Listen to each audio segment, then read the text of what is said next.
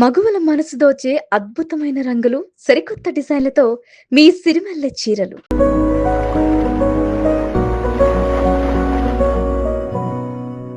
Hi, welcome to our channel. ఇప్పుడు మనతో పాటు ఒక స్పెషల్ గెస్ట్ ఉన్నారు. స్పెషల్ గెస్ట్ అనే కాదు, తను చాలా స్పెషల్ అని చెప్పుకోవాలి. చాలామంది జీవితాలు మారాయి కూడా. ఒకానొక టైంలో అమ్మతనానికి ఔన్నత్యాన్ని పెంచిన ఒక మాతృమూర్తి అని చెప్పుకోవాలి. Is none other than great actress Sudhamma. Sudhamma, నమస్కారం. నమస్కారం అన్న, ఎలా ఉన్నారు? బాగున్నానమ్మా. గుడ్. మీ క్యారెక్టర్స్ చూసిన తర్వాత అంటే ఒకానొక టైంలో అమ్మతనానికి విలువ పడిపోతుంది, అమ్మకి విలువ ఇవ్వట్లేదు, కొడుకులు సరిగా చూసుకోవట్లేదు, ఓ అమ్మ అంటే ఇలా ఉండాలా అని కొన్ని సినిమాలు చూస్తేనే నేర్చుకున్నారు కూడా. అలాంటి అమ్మ క్యారెక్టర్లు ఎన్నో చేశారు మీరు కానీ, నిర్మలమ్మ కానీ, ఇలా చెప్పుకుంటూ పోతే. బట్ ఆ సెకండ్లో, ముఖ్యంగా మా సెకండ్లో మీరు బాగా గుర్తున్నారు ఇప్పటికి మాకు. సో ఎన్నో అచీవ్ చేశారమ్మా. 81లో సినిమాకి వచ్చారు. ఆల్మోస్ట్ 800 పిక్చర్స్ పైన 900 పిక్చర్స్ పైన చేశారు. 40 years అయిపోయింది కూడా కెరీర్. అవును. ఒక్కసారి బ్యాక్ వెళ్ళి చూసుకుంటే సుధా అనే ఒక వ్యక్తి సాధించిన అచీవ్మెంట్స్ ఏంటి, మీరు పడ్డ స్ట్రగుల్స్ ఏంటి, ఎన్నో అవమానాలు, ఎన్నో కష్టాలు, ఎన్నో విజయాలు, అంటే వీటన్నిటికి మించిన ఎన్నో విజయాలు కూడా. ఒకసారి వెళ్ళి చూసుకుంటే ఎలా అనిపిస్తుంది ఆ లైఫ్? ఇప్పుడు వరకు నేను వెనక్కి తిరిగి చూసుకోవాలా. కష్టాలైనా సరే, సుఖమైనా సరే, అది ఒక ఎక్స్పీరియన్స్గా తీసుకున్నాను. అదంతా కారణం మా అమ్మ, నాన్న. నాన్నకంటే నాన్న పీడబ్ల్యూడీలో పనిచేసేవారు, సివిల్ ఇంజనీర్ కాబట్టి ఎక్కడ ట్రాన్స్ఫర్ ఎక్కువ ఉంటుంది. ఎప్పుడైనా ఆడపిల్లలు తండ్రికి చాలా క్లోజ్గా ఉంటారు అంటారు, కానీ నేను మా అమ్మతోనే ఎక్కువ క్లోజ్గా. మరి ఈ మధ్యకాలంలో ఈ 2 years నేను నాన్నతో చాలా క్లోజ్గా ఉన్నాను. కానీ అంతకుముందు మా మదరు, నా విల్ పవర్ కానీ, నా ధైర్యం కానీ, మొండితనం కానీ, ఎందుకు ముందడుగు వేయలేను అని నాలో నేను ప్రశ్నించుకుంటే ఒక సమాధానం దొరుకుతుంది అంటే కారణం మా అమ్మ. ఎలాగంటే అమ్మకి హై షుగర్ ఉన్నప్పుడు డాక్టర్ దగ్గర తీసుకెళ్తే, ఇది ఒక చిన్న ఇన్సిడెంట్, అది దాన్ని బట్టి మీరు అర్థం చేసుకోండి అమ్మ ఎలా ఉంటారు. మా అమ్మ సుధమ్మ అమ్మ ఎలా ఉంటారు, సుధమ్మ ఎందుకు ఇలా ఉంది అంటానికి. డాక్టర్ దగ్గర తీసుకెళ్ళాము. ఆయన అన్నారు, ఇంకా నువ్వు చనిపోలేదా అన్నారు. అదేంటి అమ్మని, అదేంటి అలాగంటున్నారు అంటే, ఏదో నువ్వు కోమాలో ఉండాలి లేదా నువ్వు చనిపోయి ఉండాలి. ఎందుకంటే 550 పెట్టుకున్నావు. ఇది జరిగేటప్పుడు 1984లో. నువ్వు ఇలా ఉండడానికి కారణం ఇంత ఉంది, డయాబెటిక్, హై బీపీ ఉంది. ఇదంతా జరుగుతుందంటే నువ్వు మిరాకిల్, ఏదో జరుగుతుంది నీలో, నీ దేవుడి పవర్ ఏంటో నాకు అర్థం కాలేదు, మిరాకిల్ జరుగుతుంది, మెడికల్ మిరాకిల్ ఇది అంటే. ఏ లేదండి, నాలో ఉంది, నా విల్ పవరే అని చెప్పేసి ఇంటికి వచ్చింది. అన్నీ అయిపోయింది. 1 monthలో నేను తగ్గించి చూపిస్తానండి అంది. ఇంటికి వచ్చిన తర్వాత నాతో చెప్పింది, పని వాళ్ళందరినీ తీసేయన్నారు. అదేంటమ్మా ఎలా చేస్తానే, ఎందుకు చేయలేను, 2 కాళ్ళు బాగానే ఉంది, 2 చెయ్యి బాగానే ఉంది, నడుచుకుంటూ వెళ్తా. అక్కడి నుంచి షుగర్ తగ్గడం అలాగా వచ్చింది. అది చూసి నాకు ఇన్స్పిరేషన్గా తీసుకుని, ఎందుకు మనం చేయలేమా అని మనసులో ఒక ధైర్యం, ఒక మొండితనం, విల్ పవర్ అక్కడ పెరిగింది. అందుకే అమ్మ నాకంటే క్లోజ్ అనమాట. మిగతా వాళ్ళకంటే, మా బ్రదర్స్, మా సిస్టర్ ఇన్ లాస్, వాళ్ళందరికంటే అమ్మ. ఒకే ఒక్క పాప మీరు, పుట్టగానే నాన్న పంచదీసి చేశారంటే కూతురు పుట్టింది ఆనందంతో. దానికి కూడా పేరేం పెట్టాలి అని అనుకున్నప్పుడు మా పెద్ద నాన్న సాంస్క్రిట్ పండిట్ అనమాట. ఆయనకేంటి, ఆయన రైల్వేస్లో పనిచేస్తున్నారు. అయినా కూడా ఆయనకు ఒక సంతోషం ఏంటంటే మా అమ్మలాగా పుట్టింది అని, అంటే మా నానమ్మలాగా. నానమ్మ పోయి 8 నెలలు నేను పుట్టేశాను అనమాట. సంవత్సరికం కూడా అవ్వల. అప్పటికి పుట్టగానే వీళ్ళందరికీ మా అమ్మ పుట్టింది. అప్పట్లో ఉంటుంది కదా వాళ్ళకి. మా మదర్ అంటే ఒక మర్యాద, ఒక గౌరవం అన్నీ ఉంటుంది, ప్రేమ ఎక్కువ. ఇప్పుడైతే ఓల్డేజ్ హౌస్ వస్తుంది, అప్పుడు ఓల్డేజ్ హౌస్ కూడా ఎక్కువ లేదు. అంత ప్రేమ చూపించే వాళ్ళు. వెంటనే పెద్దనాన్న పేరేం పెట్టాలరా, ఏం పెట్టాలి అంటే, అన్న పేరేం పెట్టాలని నాన్న అడిగితే, ఎందుకురా, 4 తర్వాత అమృతంలాగా పుట్టిందిరా, అమృతం, సుధా అని పేరు పెట్టు అన్నారట. ఎందుకంటే మా నాన్నమ్మ పేరు లక్ష్మి, ఇంటికి లక్ష్మి పుట్టింది, కానీ పేరు పెట్టి పిలవలేరు కదా. ఇప్పట్లో అయితే మొగుండు పేరు పెట్టి పిలుస్తున్నాం, అప్పట్లో అయితే తల్లిదండ్రులు పేరు పెట్టినా కూడా పిలవలేరు, దానికోసం ఇంకో పేరు పెట్టుకుంటారు. అలా అన్నప్పుడు సుధాని పెట్టు అంటే, సుధా అంటే అమృతం, అమృతంలాగా దొరికేనమాట.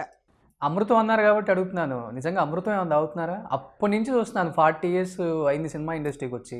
నాకు ఇప్పుడు 28, 29 వచ్చేసింది. సినిమాలో చూసినప్పుడు ఎలా ఉన్నారో ఇప్పటికి అంతే ఉన్నారు సుధమ్మ అంటే. ఏంటి సీక్రెట్ ఏంటి? బ్యూటీ సీక్రెట్ ఏంటి? అమృతం తాగట్లేదు కానీ అమృతం లోపల ఉంచేసుకున్నాను. ఎందుకంటే ఏ టెన్షన్ వచ్చినా ఇలా వదిలేస్తా. అది ఎంత టెన్షన్ అయినా సరే. టెన్షన్ పడితే ముందు హెల్త్ పాడవుతుంది, మనం మైండ్ పనిచేయదు. దట్టు మనకి ఒక ఆర్టిస్ట్గా ఉన్నప్పుడు కెమెరా ముందు మనం కనపడాలి. ఇప్పుడు ప్రజలు మనని చూసి వాళ్ళింటూ మనిషిలాగా మనని తలుచుకున్నప్పుడు మనం హెల్తీగా ఉంటేనే వాళ్ళు సంతోషంగా ఉంటారు. అందుకే నేను ఏ టెన్షన్ వచ్చినా తీసి పడేస్తాను. జరిగింది, దీనికి ఒక కారణం పెట్టుంటాడు పైనుంచి పంపించేటప్పుడే. ప్రీ ప్లాన్డ్గా ఇవాళ రోషన్తో కూర్చుని నేను సుమన్ టీవీకి ఇంటర్వ్యూ ఇవ్వాలి అనేది ఎప్పుడో రాసాడు ఆయన. టైంతో సగా రాసాడు, ఎవరు మార్చలేరు కదా. మేబీ మనం ఒక 5 నిమిషాలు 10 నిమిషాలు మార్చుకోవచ్చు, అంతేకాని ఈరోజే జరగాలని ఉంది. ఇన్ని రోజులు ఇన్ని సంవత్సరాలుగా అడిగిన రోషన్కి నేను ఇవ్వకుండా నా షెడ్యూల్ వల్ల ఇప్పుడు ఇవాళ ఇస్తున్నాను కదా, దీనివల్ల మారింది అని. అమృతం ఎలా ఉందంటే టెన్షన్ లేకుండా టెన్షన్ ఫ్రీగా ఉంటాను, దానివల్ల అమృతం. ఇంకోటి ఏంటంటే షూటింగ్ ఉన్నా లేకపోయినా నా పని నేను చేసుకుంటూ ఉంటాను. డిపెండెంట్గా ఉండడం నాకు ఇష్టం ఉండదు. మేబీ కొని మనం చేయాల్సిందే, ఆధారపడాల్సిందే. దానికోసం ప్రతిదీ వాళ్ళని ఇంకో వాళ్ళ మీద రుద్దకూడదు, నా మెంటాలిటీ. దాని కూడా అమ్మ కారణం. నువ్వు చేయలేవా, కంచంలో అన్నం ఉంది, ఆకలేస్తుంది, ఇది కష్టం అని అనుకుంటే నీ ఆకలి తీరదు. చేత్తో తిను, తీసుకుని తింటే నీ ఆకలి తీరుతుంది కదా, చెయ్యి.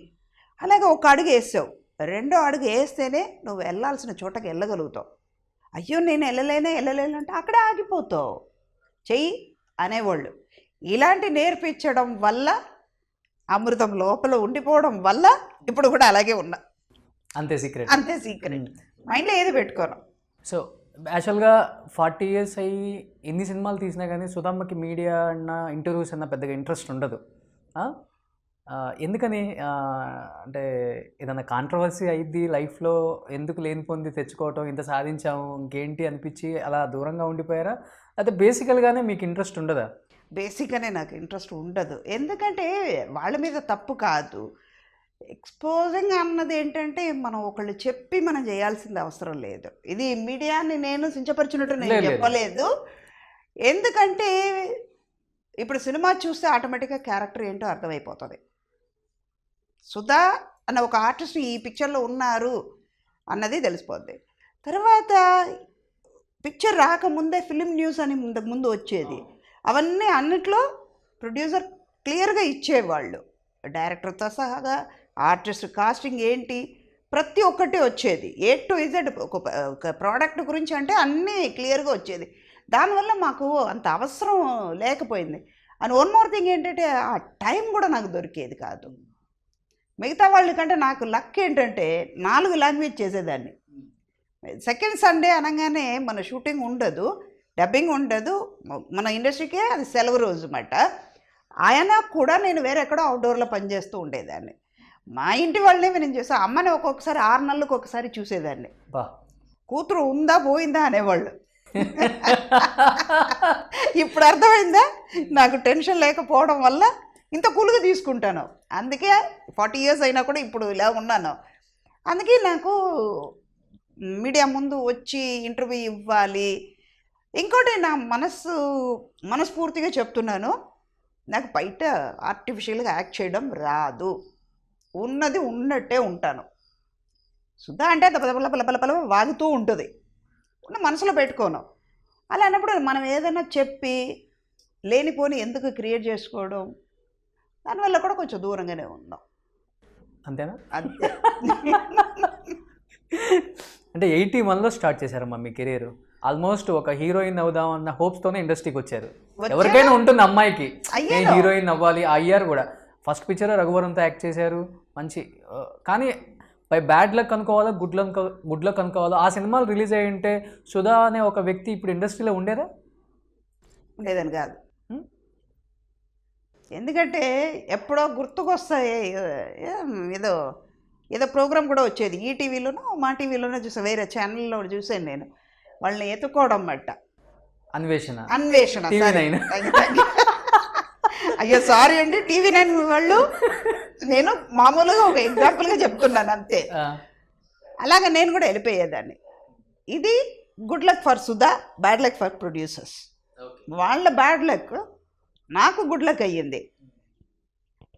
ఇంకోటి, నేను ఏడవడం వల్ల ప్రొడ్యూసర్స్ నవ్వుతున్నారని విఎన్ ఆదిత్య చెప్పినట్టు వాళ్ళ బ్యాడ్ లక్ నాకు గుడ్ లక్ అయ్యింది.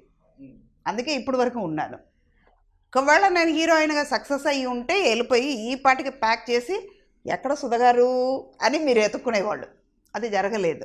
అంటే బేసికల్గా ఎవరన్నా అమ్మాయికి నీది హీరోయిన్ మెటీరియల్ కాదు, నీ ఫేస్ అంటే వాళ్ళు ఎంత బాగాలేకపోయినా కానీ కొద్దిగా గొప్ప వాళ్ళకి కొంచెం బాధ అనేది ఉంటుంది. కానీ మీరు దాన్ని ఇన్స్పిరేషన్గా తీసుకొని ఓహో ఇది కరెక్ట్ కదా అని చెప్పింది, నేను సాధించాల్సింది ఎంతో ఉందని ముందడుగు చేశారు కదా. నిజంగా ఆ రోజుల్లోనే మీకు ఆ ఏజ్లోనే ఎలా అనిపించింది అట్లా? చెప్తే అది సిల్లీగా ఉండొచ్చు. ఏదైనా ఒక డెసిషన్ తీసుకోవాలి, ఒక పని చెయ్యాలి, ఇవాళ ఈ పని చెయ్యాలి, మనకి ఫైనల్ డెసిషన్ ఏంటి? ఫాదర్, మదర్, బ్రదర్ అందరినీ, నా ఫ్రెండ్స్ అందరినీ సజెషన్ అడుగుతా. చివరికి ఫైనల్ డెసిషన్ నాదే అయ్యి ఉంటుంది. ఎందుకంటే చెయ్యాల్సింది నేను కాబట్టి వెళ్ళిపోయి బాత్రూంలో కూర్చుంటా. మా వాళ్ళకి బాగా అర్థమవుతుంది అది. ఇది తను బాత్రూంలో లోపలికి వెళ్ళిందంటే గంట తరబడి రాలేదు అంటే డెసిషన్ తీసుకుంటుంది, ఏదో అది మంచి డెసిషన్ అయ్యి ఉంటుంది అని. 83 వరకు వర్క్ చేశాను, మధ్యలో గ్యాప్. నాకు మా మదర్కి ఏంటంటే హీరోయిన్ అవ్వాలని కోరిక. అంటే యాజ్ ఆర్టిస్ట్గా నేను వచ్చాను, ఆవిడ కూడా థియేటర్ యాక్ట్రెస్ కాబట్టి ఆవిడ టేస్ట్ నా టేస్ట్ వేవ్లెంత్ కరెక్ట్గా ఉంది కాబట్టి వచ్చాం. అది ఫ్యామిలీ సర్కమ్స్టెన్స్ వేరే. అదంతా ఒక తోడు వచ్చేటప్పటికి ఏమవుతుందంటే ఇండస్ట్రీకి వచ్చాము, ఒక 3 పిక్చర్స్ చేసాం, రిలీజ్ అవ్వలేదు, ఒకటి మాత్రం రిలీజ్ అయింది, యావరేజ్గా ఆడింది, వెళ్ళిపోదాం. మా మదర్కి అగ్రిమెంట్ ఏంటంటే నువ్వు సక్సెస్ అవ్వలేదంటే చదువు కంటిన్యూ చేయాలి, చదువుకుని దీని సంగతే మర్చిపోవాలి, నీ లైఫే వేరేగా ఉంటుంది. పెళ్ళి అది చదువుకున్న తర్వాత ఉద్యోగం చేస్తావా ఓకే, తర్వాత ఒక సర్టన్ ఏజ్ తర్వాత పెళ్లి చేస్తా, నీ ఫ్యామిలీ నీ దారి వేరే అన్నది ఉండాలి అన్నది. నాకేంటంటే అమ్మకి అగెయిన్స్ట్గా చెయ్యాలి అని అది దేవుడిని మొక్కున్నా నేను. ఎందుకంటే సక్సెస్ అవ్వకపోతే మన అనుకున్నది ఏంటి, అది జరగకపోతే అనే క్వశ్చన్ మార్క్ కాదు, ఎలాగైనా సక్సెస్ అవుతాం అని పాజిటివ్గా తీసుకుని వచ్చాం. మధ్యలో ఒక 83 నుంచి 84 వరకు ఏమీ లేదు, వెనక్కి వెళ్ళిపోయాం. మళ్ళీ బాలచంద్ర గారు పిలిచారు. పిలిచి ఆయన అన్నారు, నీకు 1 వీక్ టైం ఇస్తాను, క్యారెక్టర్ ఆర్టిస్ట్ అయితే నువ్వు చనిపోయేంత వరకు కూడా చేయొచ్చు. ఒకటి. రెండోది, నువ్వు ముసలిదాన్ని అయిన తర్వాత నడవలేక నువ్వు వాకింగ్ స్టిక్ పెట్టుకున్నప్పుడు నిన్ను చూసి ఎదటి వాళ్ళు ఈ ముసలిదానికి ఎందుకంట వెళ్ళిపోయి ఇంట్లో కూర్చోవచ్చు కదా అని నిన్ను చూసి చెప్పేవాళ్ళు ఉంటే, తర్వాత నీ దగ్గర పనిచేసేవాళ్ళే ఈ ముసలిదానితో మేము తట్టుకోలేకపోతున్నాం, ఇది రిటైర్ అవ్వదు, మమ్మల్ని చంపు తింటుంది అని మాట రానంత వరకు నువ్వు చేస్తూ ఉండొచ్చు. అన్నిటికంటే మించిపోయింది ఏంటంటే నీ ముఖం హీరోయిన్ గ్లామర్ క్యారెక్టర్గా పనికిరాదు, నువ్వు ఎన్నాళ్ళు హీరోయిన్ ఓరియంటెడ్గా చేస్తావని. ఇప్పటిలాగా అప్పుడు గ్లామర్ కూడా ఉండేది కాదు. సరిపోని ఈ క్యారెక్టర్కి కాకపోతే దానికి షిఫ్ట్ అవుదాం అనటానికి ఛాన్స్ లేదు మాకు. నా ముఖం దేవుడు పెట్టేటప్పుడే ఏదో బ్రహ్మదేవుడు ఏడుస్తూ సరస్వతీదేవి మీద కోపంతో పెట్టాడేమో, సృష్టించేటప్పుడు ఇది ఎప్పుడు ఏడుపుకే పరిమితం అవ్వాలి అని అలా పెట్టాడేమో. వచ్చింది, అన్నీ చేస్తున్నాం. ఆయన చెప్పారు హీరోయిన్గా పనికిరావు, ఏదో హీరోయిన్ అంటే లేడీ ఓరియంటెడ్ సబ్జెక్ట్ ఎన్నాళ్ళు వస్తుంది, 4 పిక్చర్ 5 పిక్చర్ 10 మించిపోతే 10 పిక్చర్లు, అంతకంటే నువ్వు ఏం చేయలేవు, నీకు టైం ఇస్తా 1 వీక్ ఆలోచించుకుని చెప్పు అన్నారు. ఇంటికి వచ్చాను, మా అమ్మని అడిగాను, ఆయన చెప్పింది కరెక్టే కదా, నీ ఇష్టం, మళ్ళీ మనం అనుకున్నట్టు జరుగుతుంది, వచ్చాము ఆయన దగ్గర నుంచి, నీకు మళ్ళీ కాల్ వచ్చింది, ఇంకా డిసిషన్ నీదే అన్నారు. వెళ్ళిపోయి కూర్చున్నా నా ప్లేస్కి, నా స్వర్గలోకంకి వెళ్ళి కూర్చున్నా ఒక 15 నిమిషాలు డిసిషన్ తీసుకున్నా. నాకేంటంటే ఆర్టిస్ట్గా ఉండాలి, పేరు తెచ్చుకోవాలి. మళ్ళీ కనపడింది, ఓకే బయటకు వచ్చాను, ఇమ్మీడియట్గా ఆయన ఆఫీస్కి వెళ్ళాను, ఓకే అండి చేస్తానని చెప్పాను. కానీ అప్పుడే 84లో ధైర్యమైన ఎవరు హీరోయిన్గా వచ్చిన వాళ్ళు చెయ్యడానికి ఆలోచించే క్యారెక్టర్ నేను చేశాను. ఒక ప్రాస్టిట్యూట్ క్యారెక్టర్ చేశాను ఫస్ట్ రీ ఎంట్రీలో. అది కూడా ఆ పిక్చర్ అప్పుడే 150 days ఆడింది. వన్న కనవుகள் అని కలర్ఫుల్ డ్రీమ్స్. నా కళలంతా నిజమయ్యింది అక్కడ. అప్పటి నుంచి ఇప్పుడు వరకు ఇందాక నేను చెప్పినట్టు వెనక తిరిగి చూడలా. ఇప్పుడు వరకు ముందడుగు వేసుకుంటూ వెళ్తున్నాను అనమాట. కానీ గతం మర్చిపోను. అందుకే మీరు సక్సెస్ఫుల్ ఉమెన్ అయిపోయారు. Thank you. కానీ ఎలా అనిపిస్తుంది అమ్మా, అప్పటికి మీకన్నా చిరంజీవి గారు పెద్దోళ్ళు, నాగార్జున గారు పెద్దోళ్ళు, బాలకృష్ణ, వెంకటేష్, ఇటు చూసి శివాజీ గణేశన్, మమ్ముట్టి, తమిళ ప్రభుకి కూడా అమ్మ కదా. అమ్మ కాకముందు అమ్మ క్యారెక్టర్లు చేసేసారు. వీళ్ళందరికీ అమ్మగా చేసేటప్పుడు అసలు ఎలా అనిపించింది మీకు స్క్రీన్ మీద? నాకు క్యారెక్టరే కనిపించేది కానీ ఆఫ్ స్క్రీన్ నవ్వుకుంటారా మీరు అంతా కూర్చొని? వాళ్ళు చెప్పేవాళ్ళు. గ్రీక్ వీరుడు టైంలోనే నాగార్జున గారి డబ్బింగ్ చూసి తన్ని అమ్మ అని పిలవలేకపోతున్నాను. మన్మధుడు టైంలో కూడా పిన్ని అని ఎందుకు పిలుస్తారంటే ఆ ముందు అమ్మ అని పిలవమన్నారు, తర్వాతనే పిన్ని అన్నారు. ఆ పిన్నిని కూడా నేను పిలవలేకపోతున్నాను తను చూసి అన్నారంట ఆయన. అందరికంటే చిన్నదానివైనా అందులో ఒక గొప్పతనం ఏంటంటే మనకి అమ్మ అన్నప్పుడు ఒక మర్యాద దొరుకుద్ది. అది గర్వంగా ఉంటాను నేను. ఎంతోమంది ఆంటీ రావచ్చు, అక్క రావచ్చు, వదిన, చెల్లి అందరూ ఉండొచ్చు, కానీ అమ్మాను పిలవడానికి ఒక అర్హత ఉండాలి. జయలలితకు వచ్చింది, మీకు వచ్చింది, నాకు వచ్చింది. అది దేవుడికి థ్యాంక్స్ చెప్పాలి. అందుకే వాళ్ళు నాకంటే పెద్దవాళ్ళు అనేది రాలా మైండ్లో. క్యారెక్టర్ చేసే క్యారెక్టర్ కూడా అలా పడింది కాబట్టి ఈ క్యారెక్టర్కి మనం న్యాయం చెయ్యాలి, అమ్మలాగా ఉండాలి. దానివల్ల ప్లస్ కూడా చాలా జరిగినాయి. అడ్వాంటేజ్ ఎక్కువ ఉంది నాకు. ఎన్టీఆర్ ఏమన్నారు, బతికలేరు. అది కూడా ఆలి అన్నారు, ఇంకా నయ్యో 10 ఏళ్ళ ముందు పుట్టుంటే వాళ్ళకు కూడా అమ్మలాగా చేసేవాళ్ళు మీరు అన్నారు. ఎలా ఉంటుందమ్మా వర్క్ ఎక్స్పీరియన్స్ నాగార్జున గారితో? ఆల్మోస్ట్ నాగార్జున గారితో చాలా పిక్చర్లు చేశారు, 17 పిక్చర్లు చేశారు. మంచి ఒక ఫ్యామిలీ ఫ్రెండ్ అనమాట. ఇవాళ నేను బతుకు ఉండి మీ ముందు కూర్చున్నానంటే ఆయన కారణం. 2 సార్లు కాపాడారు ఆయన. అవును, విన్నాను నేను కూడా. మీ లైఫ్లో రిపీట్ అనుకున్నా కానీ మీ ఇంటర్వ్యూస్ ఎక్కడ లేవు కాబట్టి ఆ ఇన్సిడెంట్ ఒకసారి చెప్పండి అమ్మా. సరే, ప్రెసిడెంట్ గారి పెళ్ళాం. అప్పుడు చెన్నై నుంచి ఇండస్ట్రీ చెన్నై నుంచే వెళ్ళేదాన్ని అందరూ. అప్పుడు షిఫ్ట్ అవ్వాలి హైదరాబాద్కి, కొంతమంది షిఫ్ట్ అయ్యారు. హైదరాబాద్కి వెళ్తున్నాము, నేను, మా మదరు, హెయిర్ డ్రెస్సరు, అసిస్టెంట్. సడన్గా వెళ్ళేటప్పుడే నాకు కొంచెం అన్ఈజీగా ఉంది. ప్రెసిడెంట్ గారి పెళ్ళాం, అన్నపూర్ణలో మాండవ హౌస్లో షూటింగ్. ఫస్ట్ డే షూటింగ్ అయ్యింది. సెకండ్ డే కల్లా నాకు కొంచెం ఏదో అన్ఈజీగా హెల్త్ ఎఫెక్ట్ అయ్యింది.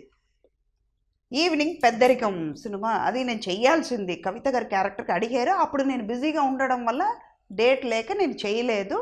అది పిక్చర్ చూడండి అన్నారు, ప్రివ్యూ చూడండి అన్నారు. ఓకే, ప్రివ్యూ చూసాము. చూసి నైట్ ఇంటికి వెళ్ళిన తర్వాత, రూమ్కి వెళ్ళిన తర్వాత, అప్పుడు గెస్ట్ హౌస్లో ఉన్నాం, సూర్యనారాయణ గెస్ట్ హౌస్లో. ఎక్కడ మనం ఫిలిం నగర్లో గెస్ట్ హౌస్. ఫిలిం నగర్ ఎలా ఉంటుందంటే అప్పుడు ఒక అడవిలాగా ఉండేది. బయటకు ఒక కాఫీ కూడా దొరికేది కాదు. ఒక ఫోన్ చేయాలంటే లక్డికాల్ పుల్ దగ్గరికి వెళ్ళాల్సింది మనం, లేదా అపోలో హాస్పిటల్ దగ్గరికి వెళ్ళాలి. ఒక ఆటో దొరికేది కాదు, ఏది దొరికేది కాదు. అలాంటి ప్లేస్లో గెస్ట్ హౌస్లో ఉన్నాం. మిడ్ నైట్ నాకు అన్ఈజీగా సివియర్ ప్రాబ్లం వచ్చింది. ముందు రోజు సాయంకాలం ఉన్నప్పుడే ప్రాబ్లం వచ్చింది. మా కజిన్ బ్రదర్ ఇంటి దగ్గరికి వెళ్తే హాస్పిటల్ చూపిస్తే నేను అక్కడ చేయించుకోను, ఇది ఆపరేట్ చేయాలి, అపెండిసైటిస్ ప్రాబ్లం ఉంది ఆవిడకి, ఇమ్మీడియట్గా మీరు చేయకపోతే డేంజర్ అవుద్ది అన్నారు. చిచ్చి, ఈ ఊర్లో ఎవరు చేసుకుంటారు, నేను చేసుకోను, అడవిలాగా ఉంది, ఇక్కడ ప్లేసే భయం వేస్తుంది, ఈ హాస్పిటల్ అవన్నీ వాతావరణం చూస్తే నచ్చలేదమ్మా, మనం వెళ్ళిపోతాం చెన్నైకి, అక్కడైతే నాన్న ఉన్నారు, అన్నయ్య ఉన్నారు, వాళ్ళంతా చూసుకుంటారని చెప్పేసి షూటింగ్ 2 రోజులు అయిపోయింది. వాళ్ళని ఇబ్బంది పడుతున్నామని ఒకవైపు బాధ, ఒకవైపు మన హెల్త్. వెళ్ళిపోయాం. రూమ్కి వచ్చిన తర్వాత రాత్రి 12ంటికి సడన్గా విపరీతమైన motion, vomiting, high fever, 102 fever. అమ్మ భయపడిపోయి మేనేజర్కి ఫోన్ చేయడం, అప్పటికే 4:30 అయిపోయింది. వెంటనే మేనేజర్ వచ్చి, అమ్మ ఇంత కండిషన్లో ఉన్నప్పుడు మీరు పెట్టుకోవడం కష్టమే, అపోలో తీసుకెళ్తాను. 5:30కి తీసుకెళ్ళాను. నన్ను morning 7 o'clock call sheet. ఇప్పుడులాగా 7 o'clock అంటే ఈవినింగ్ 7 వచ్చేవాళ్ళు కాదు. మార్నింగ్ 7 అంటే 6:30కి అందరూ ఉండేవాళ్ళు. 6:30కి ఒక షార్ట్ ఫినిష్ చేసేవాళ్ళు. 8కి బ్రేక్ఫాస్ట్, 8 to 8:30 బ్రేక్ఫాస్ట్ అని టైమింగ్ ఉండేది. అలాగని ఇప్పుడు ఉన్న వాళ్ళని నేను హర్ట్ చేయట్లా, టైమింగ్ మారింది, వాతావరణం మారే కొద్దీ వీళ్ళు కూడా మారుతున్నారు. కానీ మనలో బాడీలో లేజినెస్ వచ్చింది. అప్పుడు గాలి అన్నీ పొల్యూటెడ్గా లేదు కాబట్టి ఫ్రెష్గా ఉండేవాళ్ళం. 7 కాల్ షీట్ అన్నారు. హాస్పిటల్కి వెళ్తే అక్కడ 5 డాక్టర్స్ అబ్జర్వేషన్లు పెట్టేది ఒకరికొకరు ఇదేదో ప్రివ్యూస్ చూపిస్తున్నాడు మొత్తం. ఈ ప్రాబ్లం ఆ ప్రాబ్లం అని క్లాస్ తీసుకుంటున్నారు. ఈ శంకర్ దాదా ఎంబీబీఎస్లో కూర్చోబెట్టేసి డాక్టర్ పడుకోబెట్టేసి పేషెంట్ పడుకోబెట్టేసి చుట్టూ అందరికీ క్లాస్ తీసుకుంటారు. డీన్ అలా పెడుతున్నారు అన్నమాట. నాకు డౌట్ వచ్చింది. అప్పట్లో అనగానే మనకి ఏదో జరిగిపోతుంది అని ఒక భయం నాకు. ఎవరు లేరు, వద్దమ్మా మన సెట్కి వెళ్ళిపోతాం అని మేనేజర్ని పిలిస్తే వెనక నుంచి గేట్ ఉందా అని, ఇంకో బండి ఉందా అని. అప్పుడే దొంగతనంగా వెనక్కి వచ్చేసానమాట. బండి తీసుకుని అన్నపూర్ణ స్టూడియోకి వచ్చి మేకప్ రూమ్కి వెళ్ళి మళ్ళీ డ్రెస్ చేంజ్ చేసుకుని మళ్ళీ టచ్అప్ చేసుకుని రెడీ అయ్యి సెట్కి వచ్చేటప్పుడు కళ్ళు తిరిగి పడిపోయాం. అప్పటికే బ్లడ్ పాయిజన్ అవుతుంది. టక్కన నాగార్జున గారు పట్టుకున్నారు, తీసుకెళ్లారు. వితిన్ 45 minutesలో ఆపరేషన్ చేశారు. పోతూ నేను దొరసామరాజు గారు, గోదండరామరెడ్డి గారు వాళ్ళందరినీ చూసి బతుకుంటే నేను తిరిగి వస్తానండి, లేకపోతే మీరు రెమ్యునరేషన్ ఇవ్వకండి, వద్దు అన్నాను. ఏంటి అప్పుడు కూడా అంతే కదా పాప, వాళ్ళు ఎందుకు ఇస్తారు వర్క్ చేయకుండా? ఈ క్యారెక్టరే పోయిన తర్వాత వాళ్ళకేంటి పాపం, ఇబ్బంది పడుతున్నారు కదా వాళ్ళందరూ. చెప్పేసి వెళ్ళాను. ఒక 5 days అయ్యింది. 7th day మళ్ళీ రాజమండ్రి షూటింగ్కి వెళ్ళిపోయాను. అదొకసారి అయ్యింది. రావయ్య చందమామ టైంలో నాగార్జున గారిది మళ్ళీ నాగార్జున గారే. నాకు స్పాండిలోసిస్ ప్రాబ్లం వచ్చింది. కారు యాక్సిడెంట్ అయ్యింది నాది. అప్పుడు స్లిప్ డిస్క్ ప్రాబ్లమ్ను నెక్ ప్రాబ్లం వచ్చి 6 places టేర్ అయిపోయింది, లెగ్మెంట్ టేర్. విపరీతమైన పెయిన్. షూటింగ్ కంటిన్యూగా జరుగుతుంది. ఒక రోజుగా 5 shootings కూడా. అప్పుడు ఏం చేయాలి, ఎవరికి సమాధానం చెప్పాలి అర్థం కాల. రావయ్య చందమామ షూటింగ్, నైట్ షూటింగ్ చేస్తున్నాం అన్నమాట. కూర్చొని నేను ఏడుస్తున్నాను ఒక మూలకి. నాలో ఉన్న బ్యాడ్. నైట్ షూట్ అంటే ఏడుస్తారండి కదా. ఇదంతా ఎక్కడ తెలిసింది? ఇప్పుడు కూడా అందరూ అంటారు ఇది నైట్ షూటింగ్ అనగానే ముందు రోజే ఈవిడికి చెప్పి మెంటలీ చిన్నపిల్లలకి తయారు చేస్తున్నట్టు చెప్పాలి అని. పిల్లలకి హోంవర్క్ ఎక్కువ ఉంటే ఏడుస్తారే, అలాగే చంద్రమోహన్ గారు కాల్ చేశాను వచ్చేటప్పుడు. నేను పట్టుకొని లాగాను కాలు బట్టి, కబడ్డీ ఆడుతుంటే లెగ్మెంట్ ప్రాబ్లం వచ్చింది. అప్పుడు కూడా కూల్గానే ఉన్నాం కదా, అందుకే కదా ఇప్పుడు ఇదంతా. అది అయిన తర్వాత ఒక మూలకి కూర్చొని ఏడుస్తున్నాను. ఆయన గమనించి తనకి ఏదో ప్రాబ్లం ఉన్నట్టు ఉంది, ఏంటని అడగండి నాగార్జున గారు. నేనేంటంటే ఆయన దగ్గరికి వెళ్ళి క్లోజ్గా మాట్లాడి, అందరితో మంచిగానే ఉంటాం కానీ మన ప్రాబ్లం చెప్పుకునే అంత ఇది లేదు మనకి. అదేంటి ఇలాగ ఉంది అని మేనేజర్ వచ్చి, ఏంటమ్మా ఏమైనా ప్రాబ్లం ఉందా, సార్ కూడా అడగమంటున్నారు, ఏమైందన్నమాట. ఒకటి మీరు ప్యాకప్ చెప్పండి. నాకు మేడం అంత నొప్పిగా ఉంది, విపరీతంగా పెయిన్ ఉంది, నాకు హెడేక్ ఉంది, ఇది ఎవరికి చెప్పాలో అర్థం కాలేదు, తొందరగా ప్యాకప్ చెప్పమనండి జయంత్ గారికి అలా. ఇది వెళ్ళి ఆయన చెప్పినట్టు ఉన్నారు. అంటే వచ్చి అడిగారు, ఆయన పర్సనల్గా వచ్చి అడిగారు, ఏమైంది వస్తుందా అంటే, ఇలా ముందు రోజు యాక్సిడెంట్ అయ్యింది, మేడం తిప్పలేకపోతున్నా, విపరీతంగా పెయిన్ ఉంది. ఇమ్మీడియట్గా ఆయన డాక్టర్కి ఫోన్ చేశారు, అపాయింట్మెంట్ తీసుకుని నెక్స్ట్ డే మార్నింగ్ వెళ్ళి చూడు అంటే, ఆయన అన్నారట, ఈవిడ ఇంత పెయిన్ పెట్టుకుని పని చేయడం అన్నది గ్రేట్. ఇదే ఈ పొజిషన్లో ఎవరైనా ఉంటే బెడ్ రిటర్న్ అయిపోయేవాళ్ళు. చెయ్యకూడదు అసలు, చిన్న మూమెంట్ కూడా ఉండకూడదు. 6 places టేర్ అయింది. ఇమ్మీడియట్గా స్కాన్ చేసి చూస్తే ఇంత వస్ట్గా ఉంది, మీరు చేయకూడదు, 3 months బెడ్ రెస్ట్ అంటారు. ఇంకేం 3 months అంటే మనకి మూడు యుగంలాగా అది. ఇంకా అంతే, మనం చెయ్యకుండా ఉండలేము కదా, 3 నిమిషాలే ఎక్కువ మనకి. చెప్పాను, ఆయన ఫోన్ చేసి చెప్పారు, మెల్లమెల్లగా షూటింగ్ 2 సార్లు ఆయన కాపాడారు నాగార్జున గారు. మీ దేవుడు చాలాసార్లు విన్నా నేను, ఎక్కడికి వెళ్ళినా కానీ నాగార్జున. సేమ్ ఎపిసోడ్ మనకి గ్రీక్ వీడియోలో వచ్చింది అనమాట. సేమ్ ఎపిసోడ్ ఏది అపెండిక్స్ ప్రాబ్లం ఉన్నది, ఆ పెయిన్ పెట్టుకుని నేను అలాగే పని చేయడం అన్నది సీన్.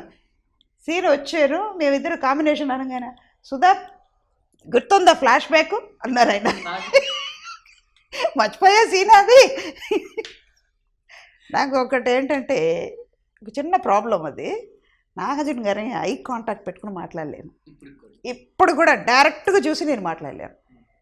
ఎప్పుడు ఏదైనా కాంబినేషన్ చేస్తే సుధా నా కంట్లో చూసి మాట్లాడితేనే నేను షార్ట్కి వస్తాను అనేవారైనా. నేను చెయ్యలేను. మిగతా వాళ్ళందరినీ ఐ కాంటాక్ట్ పెట్టుకుని మాట్లాడతాను. నాగార్జున మాత్రం నేను డైరెక్ట్గా చూడలేను. ఇప్పటి వరకు అది జరుగుతుందో, అది ఎందుకు జరుగుతుందో తెలియదు. మేబీ ప్రెసిడెంట్ గారు పెళ్ళం అప్పుడు కాస్టింగ్గా ఓకే చెప్పేశారు. ఎవరు ఈ వదిన క్యారెక్టర్ ఎవరు చేస్తున్నారు అంటే ఇలా సుధా అని ఒక ఆవిడ అండి అంటే పిక్చర్ చూస్తున్నానండి అది. ఆయన కలవడానికి భాస్కర్ ప్యాలెస్లో సాంగ్ జరుగుతుంది, మీనా ఆయనది ఇద్దరిది. ఊరికే కూర్చున్నాం కదా, వెళ్ళి లొకేషన్లో అందరినీ పలకరించి వస్తావా, డైరెక్టర్ గారు వాళ్ళందరినీ కలిసి వస్తామని వెళ్ళానమాట. నాగార్జున గారు చూసి ఆ రోజు సల్వార్ కమీజ్ జీన్స్ టీషర్ట్ వేసుకుని వెళ్ళాను, సల్వార్ కమీజ్ గుర్తులేదు నాకు. వెళ్ళి డైరెక్టర్ గారు ఈవిడ వదిన క్యారెక్టర్ ఏంటి సార్ అన్నారంట ఆయన. నాకేం తెలుసు అక్కడ. ఇది మర్నాడు ఆయన చెప్పారు. ముందు రోజు అడిగారు ఈవిడ వదిన క్యారెక్టర్ ఏంటి అని. క్యారెక్టర్గా వచ్చిన తర్వాత ఆయన అభిప్రాయం మారింది. అందుకే ఆయన ఎప్పటికో గుర్తుండిపోతారు. ఇవాళ బాగానే హెల్తీగా ఉన్నామంటే ఆయనే కదా కారణం. ఒక్క విధంగా చూస్తే ఇలా హెల్త్ మెయింటైన్ చేసుకోవడానికి కారణం కూడా నాగార్జున గారు. అవునా? సూపర్. ఇన్స్పిరేషన్ ఆయనే. ఇప్పటికి ఎప్పుడన్నా కలవటం కానీ మాట్లాడటం కానీ నాగార్జున గారితో ఉంది. అప్పుడప్పుడు వెళ్తూ ఉంటాను, ఎక్కడైనా ఫోన్ చేస్తానన్నమాట. వాళ్ళ మేనేజర్కి పిఏకి ఫోన్ చేస్తాను, సార్ ఉన్నారంటే వెళ్ళి కలవడం. అంటే స్టూడియోకి వెళ్తాను, గెస్ట్ హౌస్కి వెళ్తాను, వెళ్ళి పలకరించి ఒక 5 minutes అక్కడ. అప్పుడు వెళ్ళంగానే డ్రై ఫ్రూట్సే అడుగుతాను అన్నమాట. కాఫీ టీ ఏమి అడగను. నేను వస్తున్నాను అనగానే ఇప్పుడు కూడా స్పెషల్ ఏంటంటే సుధా వస్తుంది, డ్రై ఫ్రూట్స్ ఏమైనా తీసి పెట్టండి, ఎందుకంటే హెల్త్ కాన్షియస్గా ఉంటుంది కదా. 25 years అయింది ఇచ్చరికి. సో బట్ గ్రేట్ అమ్మా, అది ఒక పెద్ద యాక్టర్ అయ్యేప్పటికి కూడా క్రెడిట్ గోస్ టు నాగార్జున గారు. సో కమింగ్ టు చిరంజీవి గారితో ఎలా ఉంటుంది వర్క్ ఎక్స్పీరియన్స్? మెగాస్టార్కి కూడా అమ్మ వదిన చేయలేదా? వదిన అక్క. బట్ మీ లైఫ్ టర్న్ అయిందంటే ఎస్పెషల్లీ చెప్పుకోవాలంటే గ్యాంగ్ లీడర్. అంతకంటే గ్యాంగ్ లీడర్లో ఏంటంటే సాఫ్ట్ క్యారెక్టర్. ఆమె తర్వాత ఆయనకు తిరిగి చూడక్కర్లేదు. పర్ఫార్మెన్స్ అని ఒక మాట చెప్పాలంటే ఆమె తర్వాత last scene highlight. Gang leader కూడా ఒక చిన్న ఇన్సిడెంట్ జరిగింది. విజయ్, తమిళ హీరో విజయ్ ఉన్నారు కదా, వాళ్ళ ఫాదర్ డైరెక్షన్లో తమిళ ఎస్ఏ చంద్రశేఖర్ ఆయన డైరెక్షన్లో ఇక్కడ చెన్నైలో ఒక షూటింగ్ చేస్తున్నాను తమిళ పిక్చర్. అందులో ఏంటంటే విడో క్యారెక్టర్. ముందు రోజు మంచి బొట్టు అవన్నీ పెట్టుకుని హోమ్లీగా ఉన్న క్యారెక్టర్ చూశారు. సుమలత క్యారెక్టర్ మీకన్నారు కదా, సుమలత క్యారెక్టర్ చేయాల్సింది. ఓవర్ నైట్లో అది మారింది. అది మారడం వల్ల కూడా మనకి ప్లస్ అయింది. అన్నీ నాకు అడ్వాంటేజే జరిగినాయి.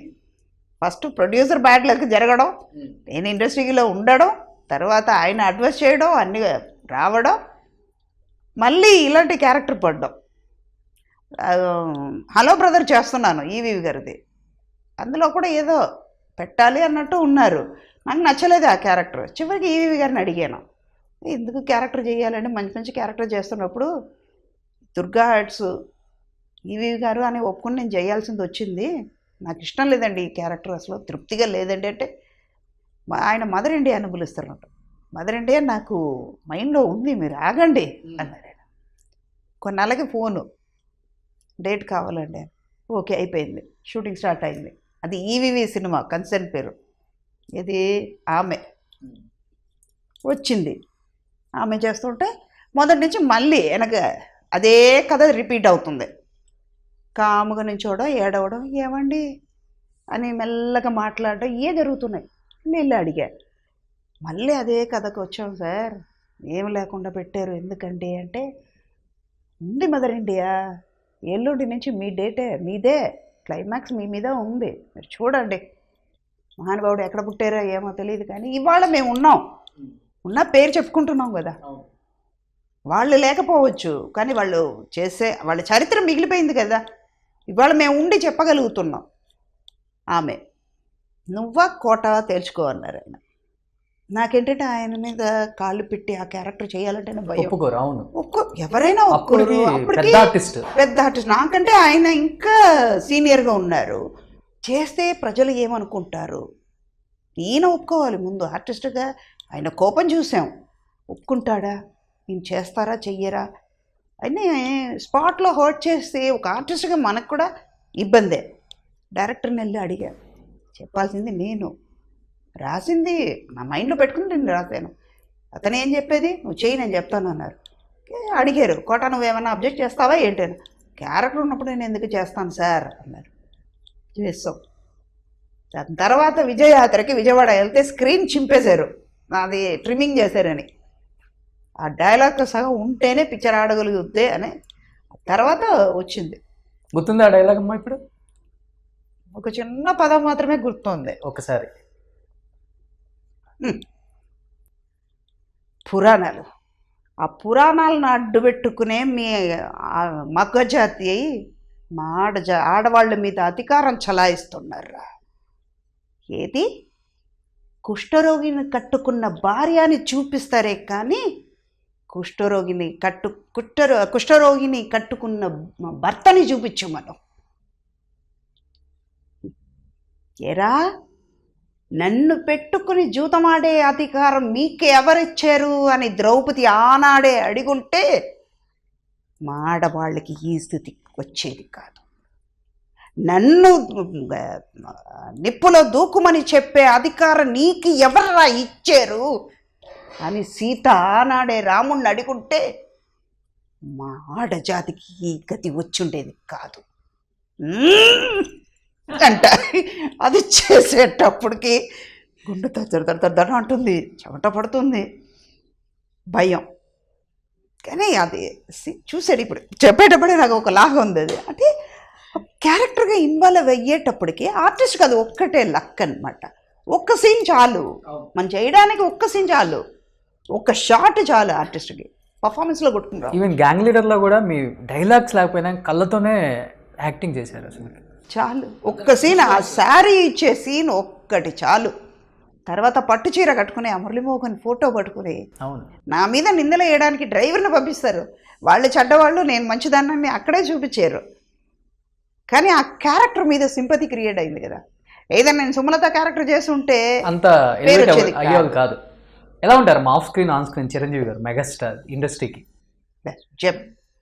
కానీ నాకు లక్ అది. నన్ను నిజంగా చెప్పాలంటే నాకు మా ఫాదర్ మదర్ బ్లెస్సింగ్, దేవుడు ఇచ్చిన వరం ఏంటంటే వీళ్ళందరితో కలిసి చెయ్యడం నాకు అదృష్టం. వాళ్ళు కూడా వాళ్ళింటి మనిషిలాగా నన్ను ట్రీట్ చేశారు. ఎక్కువ మీరు మెగాస్టార్ ఫ్యామిలీకే ఎక్కువ క్లోజ్.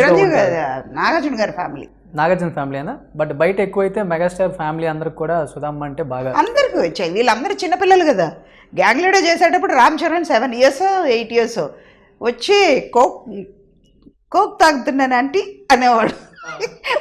అంటే జోక్ చెప్పేదాన్ని నేను, చరణ్ నువ్వు పెద్దోడు అయ్యేవా, నేను చిన్నదాన్ని అయ్యానా, నాకు అర్థం కాలేదు నాన్న, నీకు కూడా తల్లి చూడు అన్నా నేను. అంతే కదా, వాళ్ళే ఎదిగారు, నేను ఎదగలేదు, అలాగే ఉన్నా. అంటే నాగార్జున గారి ఫ్యామిలీ అంటే అక్కడ సుశీల గారు, వెంకట్ గారు, వీళ్ళందరూ నాకు క్లోజ్ అనమాట. సుశాంత్, వీళ్ళందరూ ఫ్రెండ్స్ లాగా ఉండేవాళ్ళు. అంటే ఫ్రెండ్ కంటే మోర్ దెన్ ఫ్యామిలీ నాకు క్లోజ్గా ఉండేవాళ్ళు. సుశీల గారితో చాలా, ఇప్పుడు కూడా ఎప్పుడైనా మాట్లాడుతూ ఉంటాను. మాట్లాడితే ఒక అరగంట సేపు మాట్లాడతాం, అంతకంటే ఎక్కువ కాదు, అరగంట. ఓ చాలా తక్కువే. అంటే అన్నీ మాట్లాడుకుంటూ గడుపుతాం అన్నమాట. టైం ఎప్పుడైనా స్పెండ్ చేయాలంటే, ఎప్పుడైనా మాట్లాడాలంటే వాళ్ళతో మాట్లాడతాను. చిరంజీవి గారి ఫ్యామిలీ కంటే నాగార్జున గారి ఫ్యామిలీతో క్లోజ్ అండి. మనోజ్కి మమ్మీయే నేను. ఓకే. మేజర్ చంద్రకాంత్ టైంలో చెప్పేవాడు, వాళ్ళ మదర్ ఏదైనా తిడితే ఈ మమ్మీ నువ్వు వద్దు, నేను ఆ మమ్మీతోనే ఉంటాను అన్నాడు.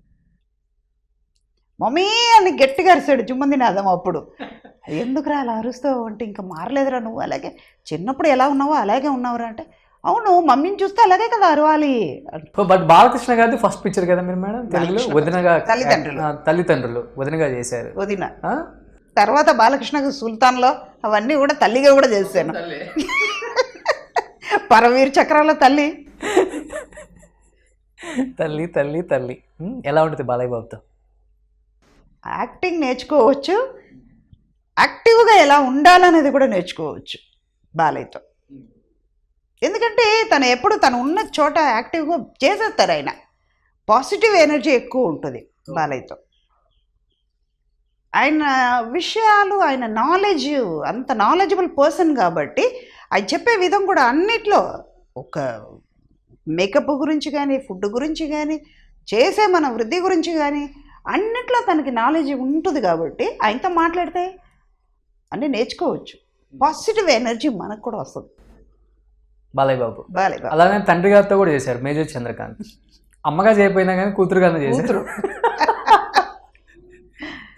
పెద్ద లక్ అది. నాకు భయం. పెద్ద రామారావు గారు, మోహన్ బాబు గారు, రాఘవేంద్రరావు గారు, కెమెరామెన్ విన్సెంట్ గారు, పెద్ద ఆర్టిస్టు. అక్కడ చూస్తే శారద గారు, ఎన్టీ రామారావు గారు. వీళ్ళతో మనం ఎలా పని చేయగలుగుతాం? అందులో ఆయన పెద్ద కూతురు, ఒక రెస్పాన్సిబుల్ ఉన్న క్యారెక్టర్ లాగా పెట్టారు. ఎలాగ అని, అమ్మ చనిపోతుంది అని చెప్పడానికి వచ్చి నాన్న దగ్గర చెప్పాలి. డైరెక్టర్ గారు వదిలేశారు, చేసేయి అన్నారు. అంటే నా మీద నమ్మకం పెట్టుకున్నారు రాఘవేంద్ర గారు. ఒప్పుకున్నాను, అన్నీ చేసాం. పెద్ద ఆయన వచ్చి అడిగారు, అన్నారు. అంతే. అనేవే భయం వేసింది. ఇంకేం చేస్తాం ఆయన్ని మనసులో తలుచుకున్నా. ఆయన కాదు, నాన్నగారు అక్కడ ఉన్నారు, రామారావు గారు అక్కడ లేదు, అక్కడ ఉన్నది మన తండ్రి. వెళ్ళాను, షార్ట్ చేశాను, దగ్గరికి వచ్చాను. చెయ్యంగానే డైరెక్టర్ గారు కట్ చెప్పడం మర్చిపోయి ఆయన కూడా, రామారావు గారు కూడా ఇలా చూసి దగ్గర తీసుకుని, చాలా బాగా యాక్ట్ చేసావు నాన్న, చాలా బాగా చేసావు అమ్మా. ఆయన దగ్గర నుంచి వశిష్ఠుడు నోట్లో నుంచి బ్రహ్మఋషి ఇదే దొరుకుతుంది మనకి. సర్టిఫికేట్ దొరికిన తర్వాత ఇంకేముంది మనకి? ఇవాళ అవార్డు ఇవ్వలేదు, వాళ్ళు ఇవ్వలేదు, వీళ్ళు ఈ అవార్డు రాలేదని బాధపడకూడదు. అలాంటి లెజెండ్స్ వాళ్ళ దగ్గర నుంచి సర్టిఫికేట్ తెచ్చుకున్నాం. మనకి ఏది కావాలి? పర్ఫార్మెన్స్లో కావాలి. వచ్చింది కదా, గ్రేట్ కదా. కానీ అమ్మ క్యారెక్టర్లకి పెట్టిన పేరు, మీ పేరు బాగా వినపడిన తర్వాత ఈ ప్రగతి కావచ్చు, పవిత్ర, వీళ్ళంతా వచ్చిన తర్వాత సుధగారికి కొంచెం క్యారెక్టర్స్ తగ్గాయి, అమ్మ క్యారెక్టర్స్ ఎక్కువ వాళ్ళే చేస్తున్నారు. ఇప్పుడు తను కొంచెం సైడ్ చేశారన్న ఒక టాక్ ఎక్కువ వచ్చింది. ఎప్పుడన్నా బాధ అనిపించిందా విన్నప్పుడు మీకు? ముందు సైడ్ చేశారంటానికి వీళ్ళెవరు? వీళ్ళు సైడే చేయలేదు కదా. సుధాకర్ అనే ఒక రికార్డు ఉంది, గర్వంగా చెప్పుకుంటున్నా. ఇది పొగరనుకుంటారా? ఇప్పుడు ఇంటర్వ్యూలో నేను చెప్పుకుంటున్నాను, నాగార్జున గారి ఫ్యామిలీ, బాలకృష్ణ ఫ్యామిలీ, ఒక వీళ్ళు చిరంజీవి గారి ఫ్యామిలీ, 3 తరాలు నేను వర్క్ చేశాను. వీళ్ళకి ఎవరికైనా దొరికింది? అది నా రికార్డులో ఉంది కదా. అన్నీ 100 days పిక్చర్స్ ఉన్నాయి, నా రికార్డులో ఉంది. పవిత్ర లోకేష్కి ఉందా? ప్రగతికి ఉందా? లేదు కదా. ఇప్పుడు నా దగ్గర ఒక మొబైల్ ఉంది, ఒక పెన్సిల్ ఉంది, ఒక పెన్ను ఉంది, నా స్పెక్టాకిల్ ఉంది. అలాగే నించున్నారు వాళ్ళు. ఏ క్యారెక్టర్ చేస్తున్నా వాళ్ళని చూసి నాకు జాలేసింది నాన్న, నిజంగానే. మేబీ వాళ్ళ ఫినాన్షియలీ ప్రాబ్లం వల్ల చేస్తున్నారా, లేకపోతే అది వాళ్ళ పర్సనల్. అది క్యారెక్టర్ అని వస్తే సుధాకి ఈక్వల్ వాళ్ళు రాలేరు. 200% నేను చెప్తా, గర్వంగా చెప్పుకుంటా. ఇది పొగరనుకుంటారు, అనుకున్నా కూడా నాకేం ప్రాబ్లం లేదు. ఎందుకంటే ఇది క్రిటిసైజ్ చేశారు ఈ మధ్య, ఇది ఎక్కువ వినపడింది. ఇప్పుడు ఒక సుధాకి తీసుకుంటే నేను చెప్పగలుగుతా, గ్యాంగ్ లీడర్ ఉంది. గ్యాంగ్ లీడర్ ఎప్పుడు వచ్చింది? 91. ఆమె ఎప్పుడు వచ్చింది చెప్పుకుంటున్నా. మన్మధుడు, నాగార్జున గారితో 17 పిక్చర్ నేను చేశాను. వీళ్ళు ఎవరైనా ఒక 4 పిక్చర్ దాటి చేసుంటారా? చేయలేరుగా. లేదు కదా. ఇంకా వాళ్ళేంటి నాకు పోటీ వచ్చేది? నేను అనుకోవాలి. వాళ్ళు చూస్తే నిజంగా జాలేస్తుంది. ఒక ప్రాపర్టీ లాగా వాళ్ళని యూజ్ చేస్తున్నారే అని. పర్ఫార్మెన్స్కి ఏముంది ఛాన్స్? ఏమీ లేదు. ఆర్టిస్ట్కి కావాల్సింది ఏంటి? మంచి సీన్ రావాలి, మంచి పర్ఫార్మెన్స్ ఉన్న హోప్ రావాలి, క్యారెక్టర్ పడాలి. అది లేదు కదా వీళ్ళకి. ఇంకా వాళ్ళ మీద జాలి వస్తుంది. కానీ వాళ్ళు ఎలాగ నాకు ఈక్వలే రారు వాళ్ళు. అంటే ఈ ప్రాపర్టీ లాగా నిలబడాల్సి వస్తుంది అని చెప్పి ఒకనొక టైంలో కూడా స్టార్ సినిమాలు కూడా వద్దనుకున్న సుధా గారిని కూడా 100% శ్రీమంతుడు మహేష్ బాబు సినిమాలో అమ్మ క్యారెక్టర్ నేను చేయనని చెప్పి రిజెక్ట్ చేశారని కూడా 2 రోజులు క్యారెక్టర్ అన్నారు. అడిగాను. ఎందుకంటే నేను చేసిందంత మంచి క్యారెక్టర్స్ చేసి ఇప్పుడు సుధా అంటే ఒక క్యారెక్టర్, నిలబడాలి. క్యారెక్టర్ ఉంటే ఇంపార్టెన్స్ ఉంటేనే చేస్తారు అన్న క్యారెక్టర్ని తీసుకుని ఒక మొబైల్ ఉంది, పెన్సిల్ ఉంది, పెన్ను ఉంది అన్నట్టు నించోబెడితే నేను ఎందుకు చెయ్యాలి? నన్ను అడిగేటప్పుడు నేను సమాధానం చెప్పాలి కదా. దానికి నేను సమాధానం చెప్పే లెవెల్ నేను ఉంటాను. అంటే మహేష్ బాబు గారి కోసం ఆయన ఒప్పుకోవచ్చు కదా, ఎన్నో పిక్చర్స్ చేస్తున్నారు. అయినా కూడా అదే మహేష్ బాబు గారికి తెలిసి ఉంటుంది కదా, సుధగారు ఉంటే క్యారెక్టర్ ఈక్వల్. అదే సుధగారు ఉంటేనే కదా, అతడుల పక్కన ఉంటే 2 సీన్ చాలు ఆ పిక్చర్కి, హోల్ పిక్చర్ రాలా, 2 సీన్ చాలు. ఇవాళ కూడా మాట్లాడుకుంటున్నారు అతడు గురించి. 2003లో వచ్చింది ఆ పిక్చరు, 2015, 13 ఎప్పుడో వచ్చింది. సరే, అయినా ఇవాళ కూడా మాట్లాడుకుంటున్నారంటే 10 ఏళ్ళు అయినా కూడా ఆ పిక్చర్ గురించి మాట్లాడుకున్నారంటే ఆ 2 సీన్ గురించి మాట్లాడుకుంటున్నారు. వీళ్ళకి లేదు కదా అది. అదే మహేష్ బాబు గారికి చెప్పొచ్చు కదా, చెప్పలేదుగా. అదే సుధగారే కదా అతడులో పక్కన చేసింది. అడుగుతారు మహేష్ బాబు గారు, నేను చిన్నప్పుడు నేను చూస్తున్నానండి ఈ అమ్మ క్యారెక్టర్, మళ్ళీ మాకు కూడా అమ్మ చేస్తున్నారు మీరు. ఏమో వాళ్ళకి అమ్మమ్మ కూడా చేస్తానేమో. ఎలా ఉంటుంది మేడం ఫ్రెండ్స్ మహేష్ బాబుతో? ఫ్రెండ్ ఎలా ఉంటారు సెట్లో అసలు ఆయన? సెట్లో చాలామంది చెప్తారు ఆయన చాలా రిజర్వ్డ్గా ఉంటారు అనేది, కానీ మా వరకు అని చూస్తే ఆయన జోకులు వేసుకుంటూ దూకుడు టైంలో జరిగింది. కాఫీ తాగుతున్నాను, షార్ట్కి పిలిచారు వీళ్ళందరూ, అదే సాంగ్ అది, అందరూ రిహర్సల్ చూడాలి, వెనకాల డాన్సర్స్ వాళ్ళందరూ ఉన్నారు, వాళ్ళు రావాలి కదా. నేను కాఫీ తాగుతుంటే వెయిట్ మినిట్ సుధా గారు కాఫీ తాగుతున్నారండి, తర్వాత షార్ట్కి వెళ్తామండి అన్నారంట. నేను మహేష్ గారు మీరు ఇలా కూడా మాట్లాడతారా అన్నా నేను. అంత సటైర్ అనమాట మన మీద. అలాంటి వాళ్ళు అదే చెప్తాను, నాకు అదిష్టం. వీళ్ళందరూ చిన్నప్పటి నుంచి చూస్తున్నాను కదా, వంశీ చేస్తున్నప్పుడు, కృష్ణ గారితో చేస్తున్నప్పుడు మహేష్ బాబు చిన్న పిల్లోడు, నా కొడుకే చేశాడు అందులో, చిన్న పిల్లోడు ఆయన. రామ్ చరణ్ చిన్నోడు, బన్నీ చిన్నోడు, అల్లరి నరేష్ చిన్నోడు, మనోజ్ చిన్నోడు, వీళ్ళందరూ చిన్న చిన్న పిల్లలు నా ముందు. వాళ్ళకి రాదు కదా అలాంటిది. ఒక ఫ్యామిలీ మనకి కావాల్సిన వాళ్ళనే చూసిన తర్వాత వాళ్ళ ప్రాపర్టీగా, వాళ్ళ పిక్చర్లో ప్రాపర్టీగా తీసుకొచ్చి పెట్టండి అని చెప్పలేరు కదా. బట్ ఆ పిక్చర్ తర్వాత కొన్ని ప్రాపర్టీ లాగా నిలబడాల్సిన క్యారెక్టర్స్ చేయలేదంటే? చెయ్యలేదు, నేను చెయ్యను కూడా. పిక్చర్ ఒకటి చాలా వరకు వెంకటేష్ ఐ థింక్ అది కూడా డైరెక్టర్ గారు నువ్వు చెయ్యి, ఎందుకు చెయ్యవు అని తిట్టారు ఆయన ఫోన్ చేసి. నేను చెయ్యనండి, నేను ఎందుకు చేస్తానండి, సారీ సార్ నేను చెయ్యను అన్నాను. ఎందుకు చెయ్యవు, నువ్వు రా చూద్దాం అన్నారు. కానీ చూస్తే ఆ క్యారెక్టర్కి ఒక ఇంపార్టెన్స్ ఉంది కదా. ఇప్పుడు చెప్పుకోవడానికి కూడా ఒక ఇది ఉండాలి.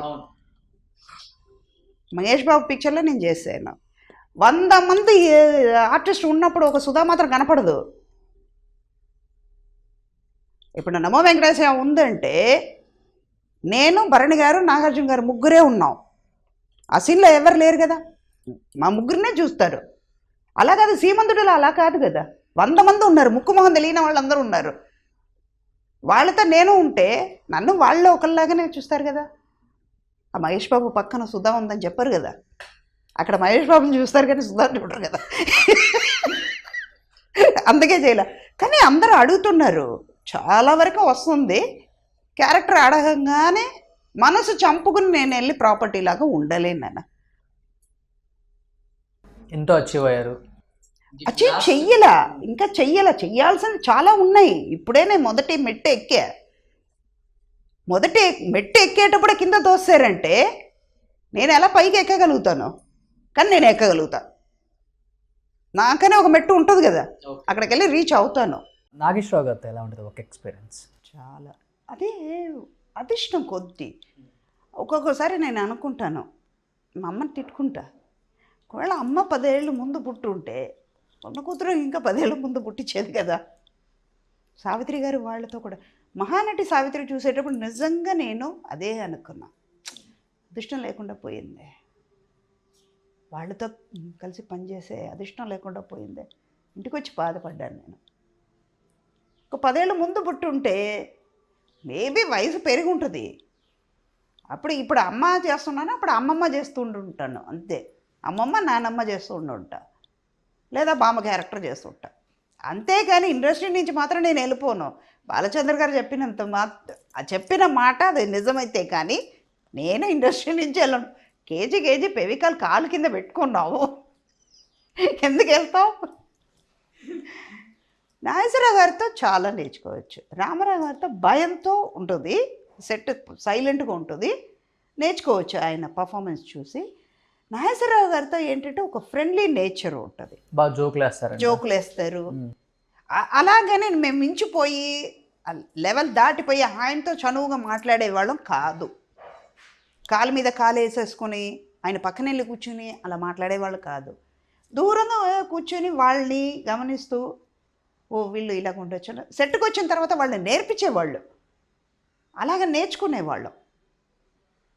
ఇప్పుడు మనం చెప్పినా కూడా యా విను అని అన్నప్పటికీ మనం ఎందుకు వద్దు, కాముగా వెళ్ళిపోదాం, అది చూసాం ఇది చూస్తున్నాం, అది జరుగుతుంది. అందుకే నాగేశ్వరరావు గారితో ఒక రకం, అలా తమిళ్లో చూస్తే శివాజీ గారితో, శివాజీ గారు ఇద్దరిని కలిసిన వాళ్ళు, రామారావు గారు అక్కినే నాగేశ్వరరావు గారు ఇద్దరిని కలిపితే ఎలా ఉంటుందో అది శివాజీ గణేశన్ గారా. సూపర్. నాకు అదిష్టం కలిగింది. ఒక బ్యాడ్లకి ఏంటంటే చెప్పినట్టు 10 ఏళ్ళ ముందు ఉంటుంటే ఎంజీఆర్ గారితో కూడా హీరోయిన్గా చేసేదాన్నేమో. ఇప్పుడు ఆయన రిటైర్ అయిపోయారు, ఆయనతో చేయలే. ఓకే. ఇంకా నాగేశ్వరరావు గారితో షేర్ చేసుకోవాలనుకుంటే ఇంకా ఎలా ఉండేవాళ్ళు మీతో అప్పుల్లో? బాగా ఇంకా అదే బాగా నేర్పించేవాళ్ళు. జోక్ చెప్పినా కూడా, మా మీద జోకులు సటైర్లు వేసినా కూడా, షార్ట్ అని కెమెరా ముందుకు వెళ్ళేటప్పుడు ఇలా చెయ్యండి అంటే, ఓ ఈ క్యారెక్టర్కి ఇంత చేస్తే బాగుంటుంది, మనకి ఇంకా పనికి వస్తుంది, మనం ఇంకా డెవలప్ చేసుకోవచ్చు ఈ క్యారెక్టర్, దీనివల్ల మనకి ఇంకా 10 పిక్చర్లు వస్తుంది, మన పర్ఫార్మెన్స్ నేర్చుకోవచ్చు, అలాగ ఉపయోగపడేది. కానీ బయటకు వచ్చిన తర్వాత కెమెరా అవతలకి షార్ట్ అయిన తర్వాత అందరూ కూర్చునేవాళ్ళే. రామారావు గారి దగ్గరికి వెళ్ళి కూర్చునేవాళ్ళం కాదు, కానీ నాగేశ్వరరావు గారు పక్కన కూర్చోబెట్టుకునేవాళ్ళు. రండి, ఎక్కడో కూర్చున్నారా, వచ్చి కూర్చో అమ్మాయి అనేవాళ్ళు. ఆయనతో కూర్చుని ఆ ఫ్యామిలీతో ఎంత ఇది ఉండేదో, ఆ బాండింగ్ నాకు ఇప్పుడు కూడా ఉంది. సో రామారావు అన్నారు కాబట్టి చెప్తున్నాను, దాంట్లో కూడా 3 జనరేషన్స్ చేశారు. రామారావు గారు, బాలకృష్ణ గారు, జూనియర్ ఎన్టీఆర్. కోతికి చిక్కిందే కొబ్బరి చిప్పులాగా మా సుధమ్మకి కొబ్బరి చిప్పల్లో కూడా మంచి తీపిగా ఉన్న కొబ్బరి దొరికింది నాకు. జూనియర్ ఎన్టీఆర్తో బాద్షాలో కూడా డాన్స్ చేస్తారు కదా, పుట్టింటి వాళ్ళు వదిలే. హీరోయిన్గా వర్క్ చేయలేకపోయినా జూనియర్ ఎన్టీఆర్తో కలిసి కాంబినేషన్ చేసినట్టే కదా అది. అక్కడ కోరిక తీరిపోయింది. ఎలా అనిపించింది ఆ సీన్ చెప్పగానే మీకు, ఆ డాన్స్ సీను? ఏంటి అన్నాను, అదేంటి డాన్సా అన్నారు, కానీ సీక్వెన్స్ ఏంటో చెప్పలేదు. అది సూర్య, సాయి కిషోర్ కో డైరెక్టర్స్ కదా, వాళ్ళు వచ్చి ఏమంటే రేపు డాన్స్ ఉంది కొంచెం ప్రాక్టీస్ చేసుకుంటారు. ప్రాక్టీస్ ఆ డాన్స్ ఏంటి, ఈ క్యారెక్టర్ డాన్స్ ఏంటి ఉండదు కదా అన్న. లేదండి రేపు సాంగ్ ఉందండి అంటే సీన్ ఏంటో చెప్పారు. ఓ ఆడుకోవచ్చు అంటే నా కళ అది. ఒక 6 ఏళ్ళు నేను భరతనాట్యం నేర్చుకుని యాక్సిడెంట్ అయ్యి అరంగేట్రం అవ్వకుండా డాన్స్ చెయ్యాలి అని పట్టుదల ఉన్న క్యారెక్టర్కి యాక్సిడెంట్ అయి పడిపోయినాం. ఇంకేముంది, డాన్స్ దొరికితే ఛాన్స్ కదా, స్వీట్ తిన్నట్టే కదా మనకి. ఇలా ఓకే షార్ట్కి వచ్చాం. మార్నింగ్ అంటే షూటింగ్ ఉన్నాం కాబట్టి మార్నింగ్ ఒక 20 మినిట్స్ 30 మినిట్స్ 15 మినిట్స్ ఎంతో పైన 7 ఏకర్లో పైన గ్లాస్ రూమ్లో ప్రాక్టీస్ చేసాం. అది కూడా వేస్ట్, అక్కడికి వెళ్ళి మాస్టర్ ఏం చెప్తారో చేస్తాం అన్న ధైర్యం. వచ్చా షార్ట్కి వచ్చిన తర్వాత తారక్ని అడుగుతున్నాను. నేను జూనియర్ ఎన్టీఆర్ని తారక్ అనే పిలుస్తాను, ఎందుకంటే మేజర్ చంద్రకాంత్ టైంలో పెద్ద ఆయన ఒళ్ళో కూర్చునే చిన్న పిల్లోడు, చంటి పిల్లోడుగా చూసాము తన్ని. చంటి పిల్లోడే, చంటుడే, చిన్నోడు మనస్సు, అలాంటి సున్నితమైన మనసు తనకి. బయట అలాగా హీరో నేను అన్నది లేకుండా అందరితో జోకులు వేసుకుంటూ వాళ్ళ ఏడిపిస్తూ అలాగా ఉన్న తారక్ని అలాగే ఇప్పుడు వరకు చూస్తున్నాను నేను. అలా చిన్న పిల్లోడిని మేజర్ చంద్రకథలో చూసాం, అక్కడ ఆడుకుంటాడు, షార్ట్ మధ్యలో అలాగే ఇలాగే వెళ్తాడు, కంట్రోల్ లేకుండా అల్లరి చేసేవాడు కదా. ఆ తారక్ని ఇక్కడ చూస్తుంటే బాబు అని పిలవలేము, పెద్ద ఆయన పేరు ఆయనే అలాగే పిలవరు. నాకు ఎలా పిలవాలంటే తారక్ అని వచ్చింది, అదే తారక్ అని ఇప్పుడు కూడా తారక్ అనే పిలుస్తాను అన్నమాట. చెప్తుంటే తారక్ నువ్వు ఒక్కవేళ హెవీ మూమెంట్ నువ్వు చేయకు, నేను చెయ్యలేను అంటే, ఇదే కావాలని నన్ను ఏడిపిస్తున్నావు మమ్మీ నువ్వు అంటాను. నాకు ఒక అదృష్టం ఏంటంటే అందరూ నన్ను మమ్మీ అని పిలుస్తారు, అమ్మ అంటారు. జూనియర్ ఎన్టీఆర్, ఉదయ్ కిరణ్ వీళ్ళందరూ అమ్మ అని పిలుస్తారు, మమ్మీ అని పిలుస్తారు. ఒక మనోజ్ మాత్రం గట్టిగా మమ్మీ అంటాడు, నొక్కినట్టు మమ్మీ అంటాడు తను. మిగతా వాళ్ళందరూ ఒక్కొక్కసారి అమ్మ అంటారు, ఒక్కొక్కసారి మమ్మీ అంటారు. తారక్ మాత్రం అమ్మ అని పిలిచేవాడు తను. అంటే నువ్వు చేయకున్నానా అంటే, ఇది కావాలని నన్ను ఏడిపిస్తున్నారు మమ్మీ మీరు, వద్దమ్మా నీకు కావాలని, మీకంటే నేను ఒక పాయింట్ తక్కువనే చేస్తాను అంటే నీకు డాన్స్ సరిగా వస్తూ నాకు రానట్ట అన్న. ఏడిపిస్తే కరెక్ట్గా అలా చేస్తాం, చాలా బాగా ఎంజాయ్ చేశారు. నాకేంటంటే ఒక చిన్న ఇంకోసారి ఒక టేక్ వెళ్తే బాగుంటుంది కదా అని అనుకున్న స్ప్రెయిన్ వచ్చేస్తుంది కాలికి, చేయలేకపోయాను. అంటే బాగానే చేస్తే మళ్ళీ ఇంకో 1 more ఎవరైనా అడుగుతారమ్మా, అందుకే వచ్చింది అన్నట్టు. అది మంచి ఎక్స్పీరియన్స్. అది ఒక మంచి డాన్సర్తో నాకు బన్నీతో చేయాలని ఉంది, కానీ కోరిక తీరదు, ఎప్పుడు తీరుతుందో. ప్రభుదేవాకి నాకు ఒక అగ్రిమెంటే ఉంది, తనకి ఈక్వల్గా డాన్స్ నాకు ఇవ్వాలని. మొన్న ఎయిర్పోర్ట్లో కలిశాను, నేను వైజాగ్ వెళ్తుంటే తనని మెడ్రాస్ ఎయిర్పోర్ట్లో కలిస్తే, మన అగ్రిమెంట్ గుర్తుందా ప్రభు అన్నాను. తప్పకుండా చేస్తామండి అన్నారు తను. ఆయన స్పీడ్కి నేను చేయలేనేమో, కానీ ఎలా ఉంటారు సెట్లో జూనియర్ ఎన్టీఆర్? చాలా సరదాగా మాట్లాడతారు, జోకులే. పెద్ద ఆయన చూసినట్టే ఉంటుందా? 100%. కానీ భయం రాదు, మన కళ్ళ ముందు పెరిగిన పిల్లోడు కదా, అందుకే భయం రాదు. ఆయనంటే భయం, తనైతే ప్రేమ, అంతే. ఏమైనా షేర్ చేసుకుంటారమ్మా తాతయ్య గురించి కానీ అప్పుడు ఏమన్నా అడుగుతుంటారా జూనియర్ ఎన్టీఆర్? అన్నీ అడుగుతాం, కళ్ళ ముందు చూస్తాం కదా అమ్మ. వాళ్ళ ఫ్యామిలీ మొత్తం అందరూ వచ్చేవాళ్ళు. మేజర్ చంద్రకాంత్ టైంలో ప్రతి ఒక్కళ్ళు వచ్చేవాళ్ళు సెట్కి. ఫ్యామిలీ అంటే అలా ఉండాలి అని. తర్వాత ఎవరి ప్రాబ్లం వాళ్ళది, ఎవరు టెన్షన్ వాళ్ళది అని వెళ్ళిపోతున్నారు. కానీ ఒక పెద్ద దిక్కు ఉన్నప్పుడు ఇంటికి ఎలా ఉంటుందో అన్నదికి నిదర్శనం ఆయన. పిల్లల్ని ఎలా కలుపుతూ ఒక చోట ఎలా ఉంచాలన్నది. అందరూ వచ్చేవాళ్ళు.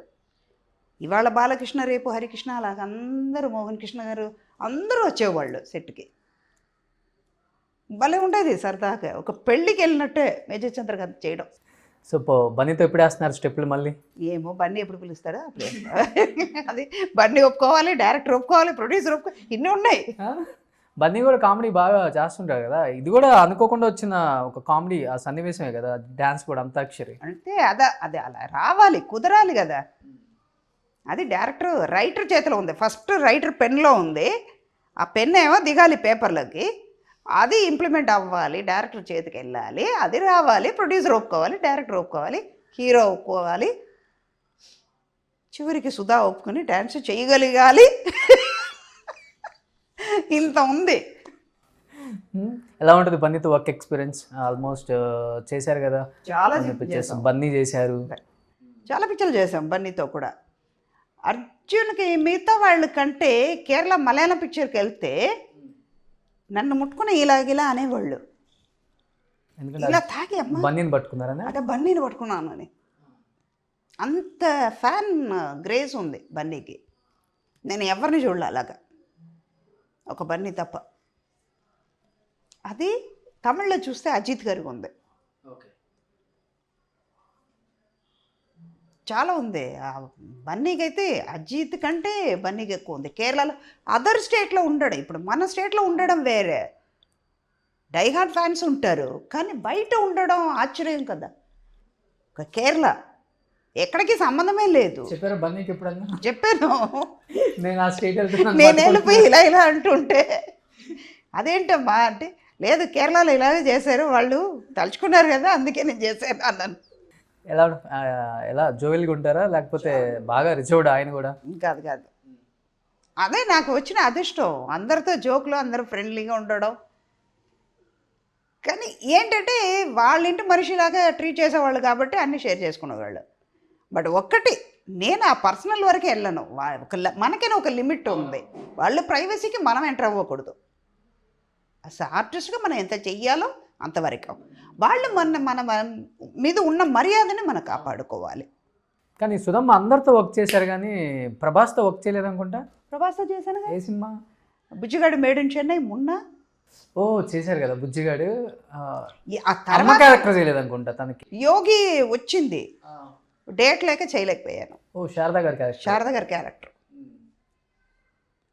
చెయ్యలేక తర్వాత వినాయక్ కూడా అన్నారు, యాక్చువల్లీ మీరు చేస్తుంటే బాగుండేదండి, మేము అనుకున్నాము, మీరు డేట్ ఇవ్వలేదు కదా, ఏడ్పించారు కదా. ఇంటర్నేషనల్ స్టార్ అయిపోయారు ఇప్పుడు ప్రభాస్. ఎలా ఉంటారు ప్రభాస్ గారు? యాక్చువల్గా బాహుబలికి కూడా ఇది మొన్ననే తెలిసింది నాకు. ఆ రోహిణి క్యారెక్టర్కి అడిగారంట. తర్వాత రాజమౌళి గారికి అనిపించిందా లేకపోతే ఎవరికి అలాగా అనిపించిందో, బ్లౌజ్ లేకుండా చూడలేకపోతున్నారేమో అనేది ఒక క్వశ్చన్ మార్క్ వచ్చిందమ్మా. మాట అయితే మీ పేరు వచ్చింది, తల్లి అనగానే ఆటోమేటిక్గా అదే కదా వస్తుంది అందరికీ. అవునవును. ఫస్ట్ పేరు సుధా.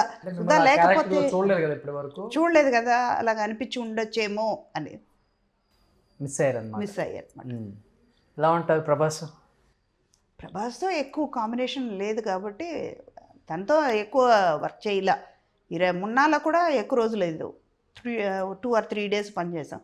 బుజ్జిగాడు కూడా అంతే, 2-3 days అంతే. అంటే వీళ్ళతో కలిసి పనిచేసే అంత టైం నాకు తనతో చేయలేకపోయాను. కానీ ఒక పెద్ద ఆర్టిస్ట్గా ఉన్నారు, లీడ్ చేస్తున్నారు, అప్పటికే బిజీ ఆర్టిస్ట్. టక్కన ఒక కొత్త డైరెక్టర్ వచ్చేసి అనరాని మాట, ఒక బూతు మాట సుధా గారిని అనేసి మీరు మామూలుగానే ఎమోషనల్, అవతల వాళ్ళు కొత్త పాత అని చూడరు, బాగా ఎమోషనల్ అయిపోయి అసలు నేను సెట్లో నుంచి బయటికి వెళ్ళిపోతానని చెప్పి అన్నారంట. తను ఇప్పుడు పెద్ద డైరెక్టర్ అనుకోండి. పెద్ద డైరెక్టర్ అవ్వచ్చు, చిన్న డైరెక్టర్ అవ్వచ్చు. డైరెక్షన్ అని వచ్చిన తర్వాత డైరెక్టర్ కనపడరు. డైరెక్టర్ వ్యూ ఏంటంటే ఆర్టిస్ట్ ఫేస్లో కనపడతారు. ఇప్పుడు డైరెక్టర్ గౌరీ అన్న క్యారెక్టర్ రాశారు, అది సుధా చేస్తుంది గౌరీ అంటే. ఆ ఎమోషన్ ఎక్కడ క్యారీ అవుట్ అవుతుంది? సుధా క్యారెక్టర్ మీద. ఆ గౌరీ క్యారెక్టర్ డైరెక్టర్ వ్యూ అక్కడ చూపిస్తున్నారు. అలా అన్నప్పుడు సుధా కనపడాలా, గౌరీ కనపడాలా? గౌరీయే కదా కనపడాలి. అక్కడ డైరెక్టర్ ఎవరైనా కనపడరు కదా, బిహైండ్ ద కెమెరా ఉంటారు వాళ్ళు. ఆడిచ్చేది ఎవరు? ఇప్పుడు క్యారమ్ బోర్డు ఉంది, స్ట్రైకర్ ఎవరి దగ్గర ఉంది? డైరెక్టర్ దగ్గర ఉంది. అన్నీ చేశారు, బాగానే ఉంది. కానీ మాట, వాళ్ళు నాన్న పనిచేసేటప్పటి నుంచి మేము ఉన్నాం, వాళ్ళు ఏ పరిస్థితిలో వచ్చారనేది మేము చూసాం. మేబీ వాళ్ళకి బ్యాడ్ షేప్ వచ్చి ఉండొచ్చు, నేను బ్యాడ్ షేప్లో ఉండే నేను సర్కమ్స్టెన్స్ వల్లనే ఇండస్ట్రీకి వచ్చాను. అందరికీ ప్రాబ్లమ్స్ అన్నది ఉంది. అలా అన్నప్పుడు సెట్కి వచ్చిన తర్వాత ఇది ఇంపాక్ట్ పడుతుందా పడదా? ఒక ఆర్టిస్ట్గా కెమెరా ముందు నేను చేసే గౌరీ క్యారెక్టర్ మీరు రాసుకున్నారు, అక్కడ నేను ఏడుస్తాను. మనిషిని చూసేటప్పుడు నాకేం మీ మీద అసహ్యం పుట్టుతుంది కదా, అలాంటి మాట్లాడేవారు. అలా అన్నప్పుడు చేయకూడదని ఆయన దగ్గర నుంచే వెళ్ళిపోయాను. సెట్లో నుంచే ఒకటే ఆర్గ్యూ చేస్తే 2 చేతులు కొడితేనే చెప్పడం వస్తుంది. మనం ఒక చేత్తో కొట్టుకుంటూ ఉంటే చెప్పడం రాదుగా. నువ్వు ఆర్గ్యూ చేసావా, నేను ఆర్గ్యూ చేశానంటే ఇంకా ఆర్గ్యుమెంట్ పెరుగుద్ది. చిన్న లాజికే ఇది. మాట్లాడారు, అందరూ ముందు అడిగారు, తప్పు నా మీద లేనప్పుడు ఆయన అన్నారు. దీనికి ఒకటే సొల్యూషన్, ఆయన చూసి నేను ఈ పిక్చర్ ఒప్పుకోలే. ఆ కన్సర్న్లో ఇది నాకు 7వ పిక్చరు. ప్రొడ్యూసర్కి నాకు మాట, డైరెక్ట్ డీలింగ్ ఎక్కడి నుంచి మాట్లాడుకునేది నేను ప్రొడ్యూసరు. డైరెక్టర్కి ఏ విధానంలో కనెక్షన్ లేదు. అలా అన్నప్పుడు నేను ఎందుకు ఆయనతో మాట్లాడాలి? వెళ్ళిపోయాను. ప్రొడ్యూసర్ వచ్చారు, కాంప్రమైజ్ చేశారు. ఆయన ఉంటే నేను చెయ్యాను, ఎందుకంటే ఆయన చూసేటప్పటికల్లా నా మాట అది రీవెండ్ అవుతుంది కదా. ఎలాగైనా ఒక మనిషి ఒక మాట అనేసారంటే అది గుర్తుకు ఉంటుంది. మన మనుషులు, నేను రాయి కాదు కదా. ఆ రాయిని కూడా కొడుతూ ఉంటే ఒక క్షణం తర్వాత అది ఇరిగిపోద్ది, పగిలిపోద్ది కదా రాయి కూడా. అలా అన్నప్పుడు మనిషిగా ఉన్నప్పుడు నాకు మామూలుగానే ఏడుస్తా. ఎవరైనా బయట గొడవ పడుతూనే గట్టిగా మాట్లాడితేనే ఇక్కడ ఏడుస్తా. అలాంటి క్యారెక్టర్ ఆ మాట అన్నప్పటికీ అందరి ముందు ఒక 100 మంది ఉన్నారు. తప్పు మీది పెట్టుకుని నా మీద పాయింట్ చూపిస్తే ఏడ్చేయను, వెళ్ళిపోయాను సెట్లో నుంచి. వేరే ఏం చేయలే. ఎవరో పెద్ద ప్రొడ్యూసర్ చెప్పడంలో తప్పే లేదు. రత్నం గారు, Selvaraghavan director, 7G rainbow colony, 7G Brindavan colony. Rainbow colony అని తమిళ్లో వచ్చింది, బృందావన్ కాలనీకి. ధనుష్ వాళ్ళ బ్రదర్. ఆ తర్వాత ఆడవాళ్ళు మాటలకు అర్థాలే వేరు. అది అడిగారు, నేను చేయనని చెప్పేసా. అశోక్ కుమార్ గారు ఫోను ఏమంటే మదర్ క్యారెక్టర్ అండి మీరు చేస్తే బాగుంటుందండి, మీరు చెయ్యండి చేయండి. సెల్వరాఘవన్ అయితే నేను చెయ్యనండి, దయచేసి పిలవకండి. మేబీ ఆయన మంచి డైరెక్టరే, లేదని చెప్పలేదు, కానీ ఆయన చూసేటప్పటికల్లా నాకు ఆ మాట గుర్తుకొస్తుంది, చెయ్యనండి అన్న. అదే ఇన్సిడెంట్ తమిళ్లో ఒక డైరెక్టర్ అన్నారు, అందరు ముందు వెళ్ళిపోయాను. మా అమ్మని కూర్చోబెట్టుకుని ఓళ్ళ పడుకుని ఏడుస్తున్నా. అమ్మ తిట్టారు, ఎందుకు ఏడుస్తావు, చేయలేవా? ఆయన అతను కో డైరెక్టరే కదా, రేపు డైరెక్టర్ అవుతాడు, వచ్చి నేను క్యారెక్టర్కి అడుగుతాడు, అప్పుడు చూపించు. ఆయనకి అయ్యో మనం తప్పు చేస్తాం అన్నది తెలియాలి, అలా చెయ్యన్నారు. సీదా అదే జరిగింది. ఆయన డైరెక్టర్ అయ్యారు, వచ్చి క్యారెక్టర్కి అడిగారు, అడిగితే నేను చేయనండి అన్న. మీ క్యారెక్టర్ రాజలక్ష్మి గారు చేశారు అనుకుంటా కదా? రాజలక్ష్మి గారు చేశారు. తమిళ్లో కూడా ఆయన కో డైరెక్టర్ అడిగారు, చేయనమ్మా. మళ్ళీ అదే గుర్తుకొస్తుంది, నువ్వు అక్కడ చూసావు, ఆయన మాట్లాడే విధం నువ్వు చూసావు. మన మనుషులు వెనకాల మాట్లాడుకుంటాం. ఆ రోజు సుధాగారిని మా డైరెక్టర్ ఇలాగే మాట అన్నారయ్యా, వస్తుంది కదా, నేను ఉండడం వల్ల వస్తుంది, లేకపోయినా కూడా రావచ్చు, కానీ నేను విన్నా కదా అక్కడ ఉండి. ప్రజెంట్ నేను అక్కడ ఉండను కదా, నా ప్రెసెన్స్ అక్కడ ఉండదు కాబట్టి నేను చేయను అన్నాను. ఇప్పటివరకు సెల్వరాఘవన్ పిక్చర్ నేను చేయలే. ఇన్ని పిక్చర్లు చేశారు కదా, 900 పిక్చర్లు చేశారు. ఎప్పుడైనా లైఫ్లో అనిపించిందా, అరే ఈ సినిమా ఎందుకు చేశాను నేను, ఈ సినిమా ఒప్పుకోకపోతే బాగుండే, ఇలాంటి క్యారెక్టర్స్ ఎందుకు చేశాను అనిపించిన ఒక సినిమా ఏదైనా ఉందా మీ లైఫ్లో? ఇప్పటి వరకు లేదు. ఏం లేదా? ఎందుకంటే ఇది కావాలని నేను కోరుకుంటున్నాను కాదు, ఇదే ఇలాగే ఉండాలి, ఒక ఆర్టిస్ట్గా ఉండాలి, ఒక 10 మంది నన్ను చూసి బాగున్నారని అడగాలి, ఈ క్యారెక్టర్ ఎంత బాగా చేశారండి, మిమ్మల్ని తలుచుకున్నామండి అని చెప్పాలి. నేను ఇండస్ట్రీలో ఉండాలనే కదా నా మనసులో ఉంది. దానివల్ల నేను ఏది క్యారెక్టర్ చేసినా అది ఒక సీన్ అయినా 2 సీన్ అయినా మంచిగా చెయ్యాలి అని కోరుకుంటాను. సో క్యారెక్టర్ ఆర్టిస్టులకి కాంట్రవర్సీ కూడా చాలా కామన్ అమ్మా, అప్పుడు ఉంది ఇప్పుడు ఉంది, ఇంకా పెరుగుతుంది కూడా. ఇది ఎప్పుడన్నా సుధా గారిని మానసికంగా కానీ మిమ్మల్ని పాయింట్అవుట్ చేసి మాట్లాడారు అన్న న్యూస్ ఎప్పుడన్నా వచ్చిందా?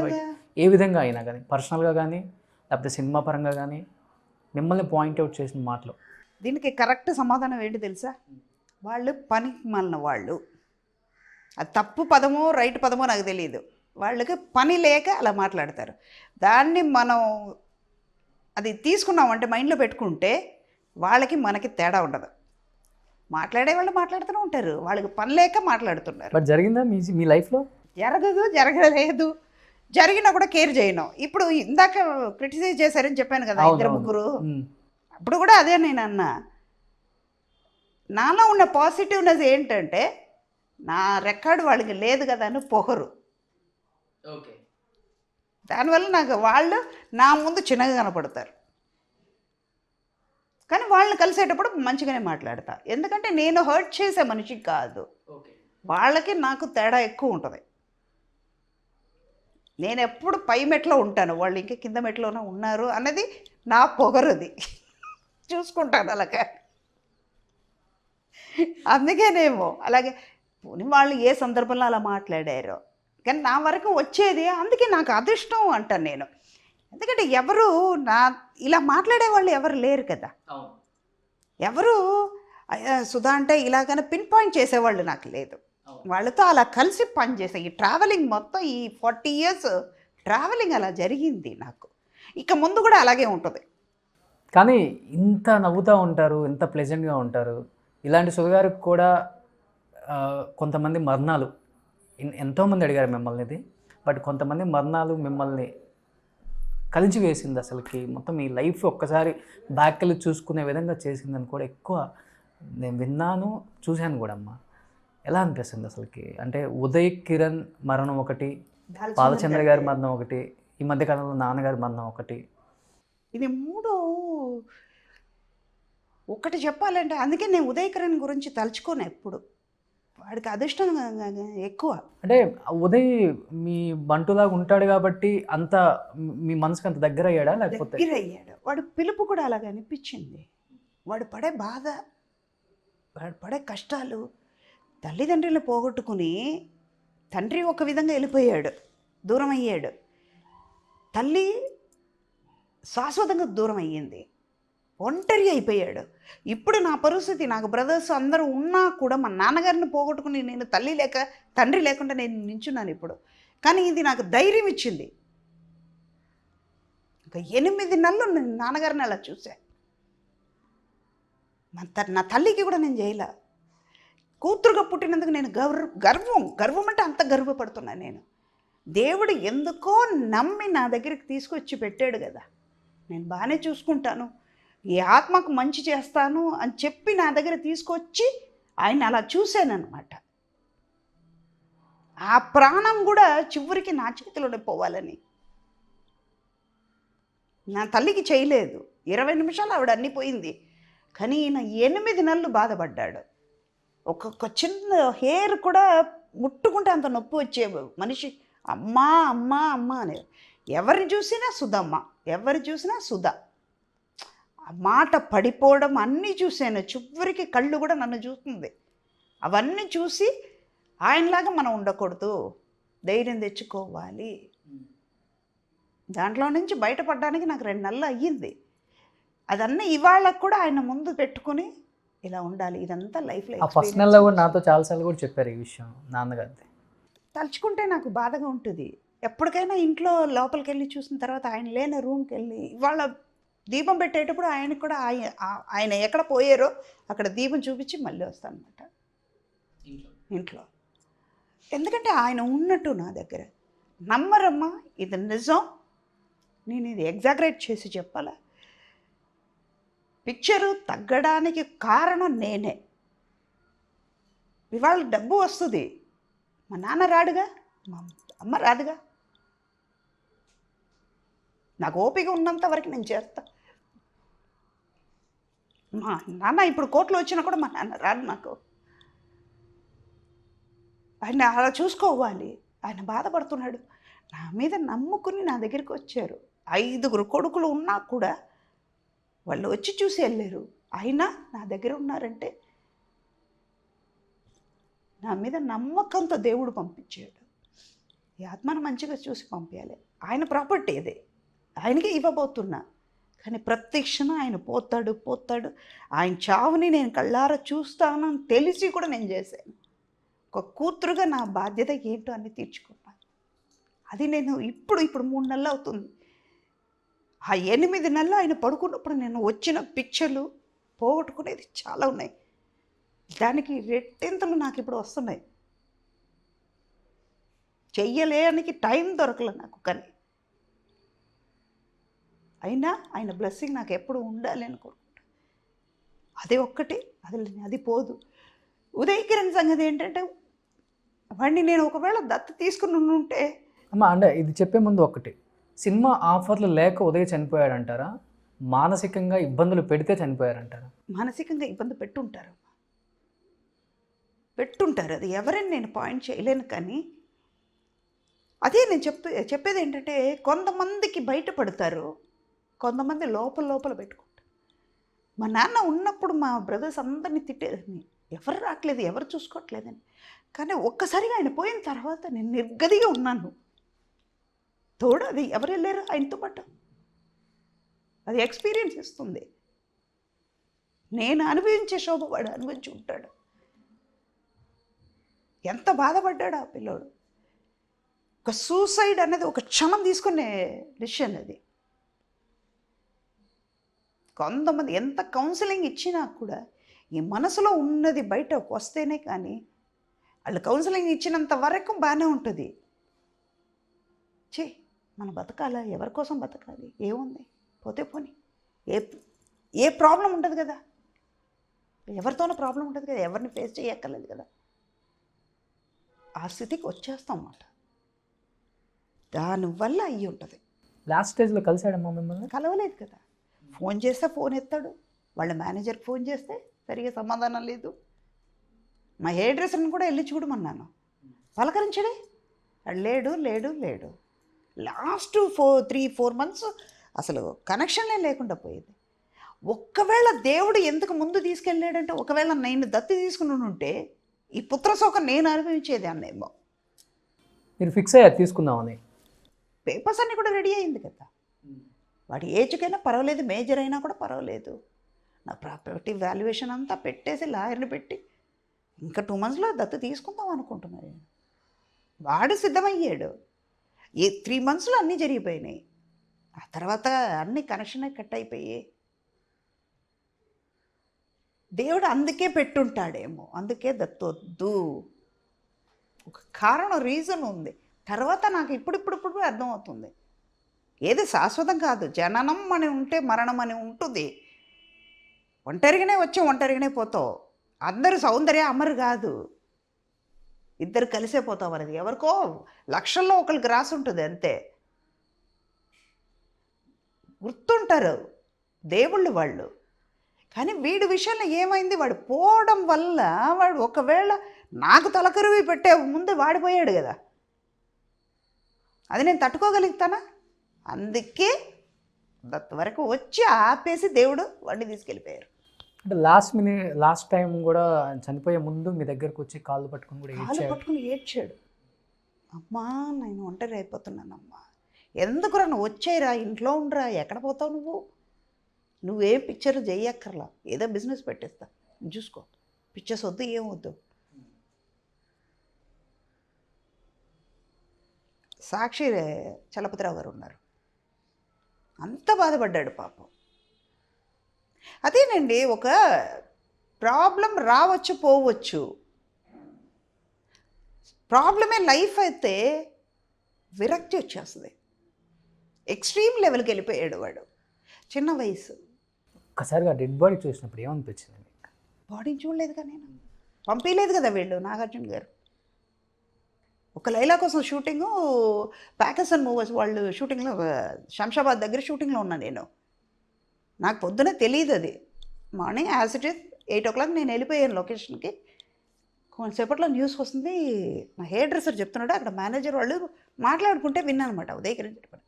టీవీ చూడలేదు, పేపర్ చదవను నేను ఎక్కువ, నాకు తెలియదు, వీళ్ళు ఎవరు నాకు చెప్పలేదు. హెయిర్ డ్రెస్సర్ని అడిగితే అవునమ్మా నిన్న సూసైడ్ చేసుకున్నాడంట. అరే మనకు చెప్పలేదు ఏంట్రా అని. ఈ లోపు నాగార్జున గారు మేనేజర్కి ఫోన్ చేసి చెప్పారంట, తన్ని పంపించకండి, చాలా ఎమోషన్ అవుతుంది తను, మీరు పంపించకండి తన్ని.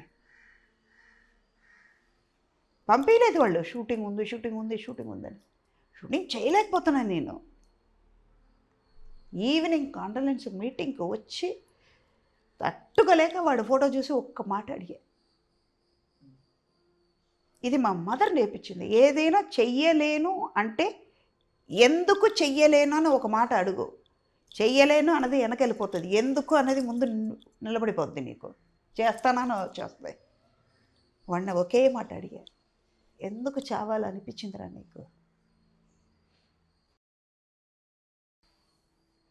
వాడు ఎందుకు చావాలని అనుకుని ఉంటే బయటకు వచ్చేవాడు కదా.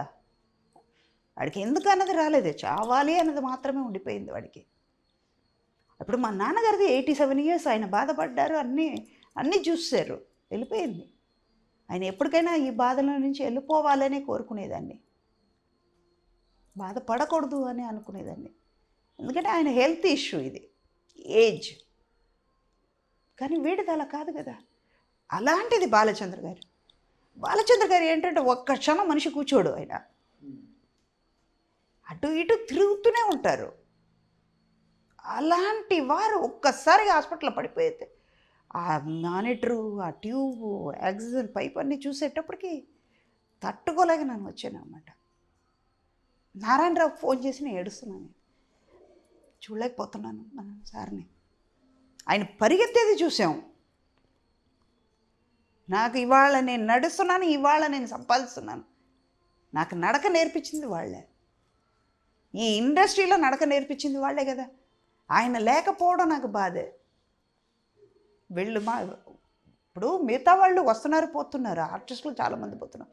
రేపు నేను పోతే కూడా చాలామందికి బాధ ఉంటుంది. కానీ మనలో బాధ పెట్టింది కొంతమంది. మా మదర్ది కూడా నేను పెద్దగా అనిపించలే.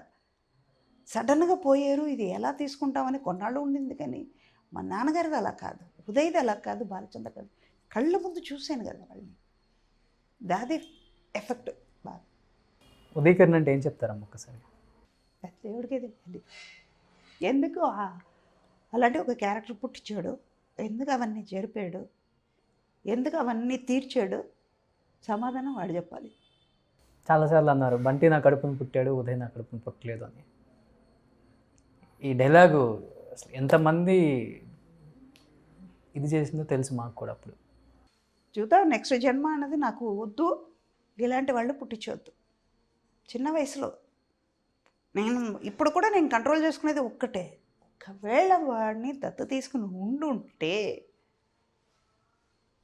వాడి చావు నేను కళ్ళాలో చూడాల్సింది వచ్చి ఉంటుంది కదా. ఒక తల్లిగా నేను చూడలేను, ఇప్పుడే చూడలేను అన్నప్పుడు ఆ సిచ్యువేషన్ వేరే కదా. అందుకే దేవుడు అలా పెట్టాడు. మీది లవ్ మ్యారేజే కదమ్మా. ఇంత హోమ్లీగా ఉండే సుధమ్మకు కూడా లవ్ మ్యారేజ్. కొన్ని తప్పదు కదా, అన్నీ చూడాలి లైఫ్లో. ఎప్పుడు ఈ చీరలోనే ఉంటారా? ఎప్పుడన్నా అనిపించిందా జీన్స్లు ఇవన్నీ జీన్స్ అవన్నీ వేసుకునేదాన్ని బిఫోర్ మ్యారేజ్. ఆ తర్వాత ఇప్పుడు కూడా సల్వార్ అవన్నీ, ఓన్లీ మూవీ వరకు వచ్చేటప్పుడు శారీస్, ఎందుకంటే అమ్మలా కనపడాలి కదా. ఇలా చూస్తే మిమ్మల్ని బయట మాకు కూడా చూడాలనిపిస్తుంది. అలా చూడలేమేమో అసలు నాకు తెలిసి. కానీ శారీలో ఒక అందం ఉంటుంది, ఎంత డ్రెస్ ఎంత కవర్ వేసుకున్నా కూడా. ఇప్పుడు నార్త్ ఇండియాలో కొని వాళ్ళ వాతావరణం బట్టి ఆ డ్రెస్ వేసుకుంటారు. మన ట్రెడిషన్ వైస్ సౌత్లో చూసుకుంటే అందమని చూస్తే శారీ. ఒకసారి మీ లవ్ స్టోరీ. లవ్ స్టోరీ ఏం పెద్దగా ఉంది, అన్నీ ప్రాబ్లమ్స్ చూసుకుని తర్వాత వాళ్ళు ఒప్పుకోలేక వీళ్ళు ఒప్పుకోలేక నేను చేసుకుంటాం అన్నప్పుడు, మొండిగా ఉన్నప్పుడు ఓకే పోండి మీ బాధ మీరు పడండి అని చేపించారు. ఎందుకు పెద్ద ఫార్మాస్యూటికల్ రన్ చేస్తున్నారు కదా. ఉన్నా కూడా అదే లవ్ కదా, వద్దంటారు. అన్నలు నలుగురు అన్నలు పెద్ద సీన్ నడిచింది అప్పుడు. ఇప్పుడే వద్దు అనుకున్నప్పుడు అప్పుడు జరుగుతాయా? ఓకే అంటారా? కానీ ఒప్పుకున్నారు, హ్యాపీగానే ఉన్నాం కదా. ఇంకే సరే, మీ లవ్ మ్యారేజ్ మీ ఇంట్లో ఒప్పుకోకపోయినా కానీ చేసుకున్నారు. కానీ మీ అబ్బాయి లవ్ మ్యారేజ్ చేసుకునేటప్పుడు మీరు ఎందుకు ఒప్పుకోలేకపోయారు మరి? ఒప్పుకోలేదంటే కళ్ళ ముందు కొన్ని చూశాను. వద్దు అంటే వినాలి. మేము ఎదిరించి పెళ్లి చూసుకోలేదు కదా, కానీ వాడు అలా చేయలేదు కదా, అందుకే వచ్చింది గొడవ. వదిలేద్దాం, కానీ పాతది మాట్లాడితే బాధగానే ఉంటుంది. కానీ ఇప్పుడు హ్యాపీ కదా బాబు? ఎక్కడ ఉన్నా హ్యాపీగా ఉంటే చాలు. అమెరికా కోళ్ళు బాగానే ఉండండి, ఎక్కడో దూరంగా ఉన్నారు, సంతోషంగా ఉంటారు. కలుస్తారమ్మా? మీరు యూఎస్ వెళ్ళినా కానీ కలవరు, టచ్ లేరు అసలు ఫోన్లో కూడా? మీరు ఒప్పేసుకున్నారు కదా, ఇంకా అయిపోయింది కదా. అది వాడికి తెలియాలి కదా. నాకొద్దు అన్నప్పుడు నేను మొండిగా, ఇప్పుడు నా వయసు వచ్చినాక తెలుస్తుంది వాళ్ళకి. అమ్మ గుర్తు రావట్లేదు అబ్బాయికి? అమ్మాయి గుర్తుకొస్తుంది కాబట్టి అమ్మ గుర్తు రాలేదు. ఎలా ఇంత ఈజీగా తీసుకున్నారు దీన్ని కూడా? అందుకే అమృతం అన్నది ఇప్పుడు అర్థమైందా ఎలా ఉన్నానన్నది. జరుగుతాయి అన్నిటికీ ఒక రీజన్, ఒక టైం వస్తుంది. ఇప్పుడు బాధపడితే మాత్రం ఏమవుతుంది, ఒక క్షణం ఇప్పుడు కొన్ని విషయాల గురించి మాట్లాడి బరువెక్కింది, గుండె బరువెక్కింది నాకు. ఒక క్షణం నాలో నుంచి బయటకు రావాలి అని దిగమింగుకున్నాను, ఏది జరగదు వస్తుందా. ఇప్పుడు నా బాధ చెప్పుకుని 10 మంది బాధ పెట్టడం కన్నా సంతోషంగా వాళ్ళు కూడా నవ్వుకుంటే వాళ్ళు హెల్దీగా ఉంటారు, నేను హెల్దీగా ఉంటాను కదా. ఎన్ని ఇయర్స్ అయింది కొడుకుతో ఫోన్లో మాట్లాడి కూడా? 4-5 years పైన అవుతుంది. ఫోన్లో కూడా మాట్లాడితే ఫోన్ పెట్టేస్తాడు అంతే, వాయిసే విన్నాడు అనుకుంటాడు. ఎందుకు మనం డిస్టర్బ్ చేసి, వాళ్ళు సంతోషంగా ఉన్నారా ఓకే, వాళ్ళని ఇబ్బంది పెట్టే ఎందుకు. కోడలు మాట్లాడితే వీడే కన్నవాడే మాట్లాడలేనప్పుడు వాడే మాట్లాడతాడు. ఎలా తమిళ అమ్మాయి ఇంత మంచిగా తెలుగు మాట్లాడటం, తెలుగు అమ్మాయి పోయారు అందరికీ. కానీ తమిళ్లో కన్నా తెలుగులోనే ఎక్కువ గుర్తింపు వచ్చింది కదా మీకు? నేను దానికి జోకులు కూడా చెప్పేదాన్ని. పుట్టింది తమిళనాడు, శ్రీరంగం, కంచెం ఎత్తింది తమిళనాడులో, కానీ కారంగా ఆవకాయ ముద్ద పడింది ఆంధ్రాలో అంటాను నేను. కారంగా పడింది ఆవకాయ అంటే ఏంటి, మంచి క్యారెక్టర్ అనుకోవచ్చు. నేచరే కనపడుతుంది మీ కట్టుబొట్లో. పక్కా ఈ రాజమండ్రి ఈస్ట్ వెస్ట్ అంటే వాళ్ళతోనే ఎక్కువ ఉన్నాను కదా, తమిళ వాళ్ళతో తక్కువ కదా. వీళ్ళకి గుర్తు వచ్చేటప్పుడే ఆవిడ గుర్తుకొస్తారు. తమిళ వాళ్ళకి. అందుకే వాళ్ళే ప్రిఫరెన్స్ వాళ్ళకే, మనవాళ్ళకే ఎంత చెప్పినా. వాళ్ళు తమిళ వాళ్ళు కూడా నా మీద కోప్పడతారు. అవునయ్య అప్పుడు మీకు గుర్తురాదు, ఇప్పుడు మాత్రం వస్తానా అంటాను నేను. ఆహా, అంతే కదా. తమిళ్లో కూడా ఆల్మోస్ట్ అందరికి అమ్మ క్యారెక్టర్లు చేశారు కదా. అందరికీ అజిత్, అజిత్ అయ్యింది, ప్రభు అయ్యింది, విశాల్కి అయిపోయాను, సూర్యకి అయిపోయాను. కార్తీది ఇవన్నీ చేయలేదు, ఫ్యూచర్లో ఉంది. తమిళమ్మ. తమిళ ఇక్కడ మీలాగా శరణ్య ఉంటారు అనుకో. శరణ్య ఉంటారు. శరణ్య ఉంటారు. అప్పుడు యాక్టింగ్ అన్నా కానీ అదంతా కూడా గోల్డెన్ డేస్ అమ్మ. మీరు యాక్ట్ చేసినప్పుడు డైమండ్, గోల్డెన్ కదా డైమండ్స్. ఇప్పుడు కూడా యాక్ట్ చేస్తున్నారు కదా, ఈ జనరేషన్ ఆ జనరేషన్ వర్క్ చేస్తున్నప్పుడు, ఈ జనరేషన్తో చేస్తున్నప్పుడు ఎలా అనిపిస్తుంది? నేర్చుకో, వాళ్ళలాగా ఉండడానికి నువ్వు నేర్చుకో.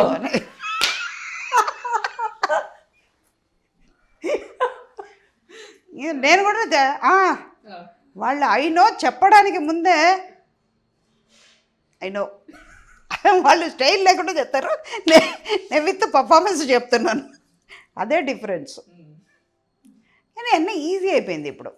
అవును, అన్నీ ఈజీయే.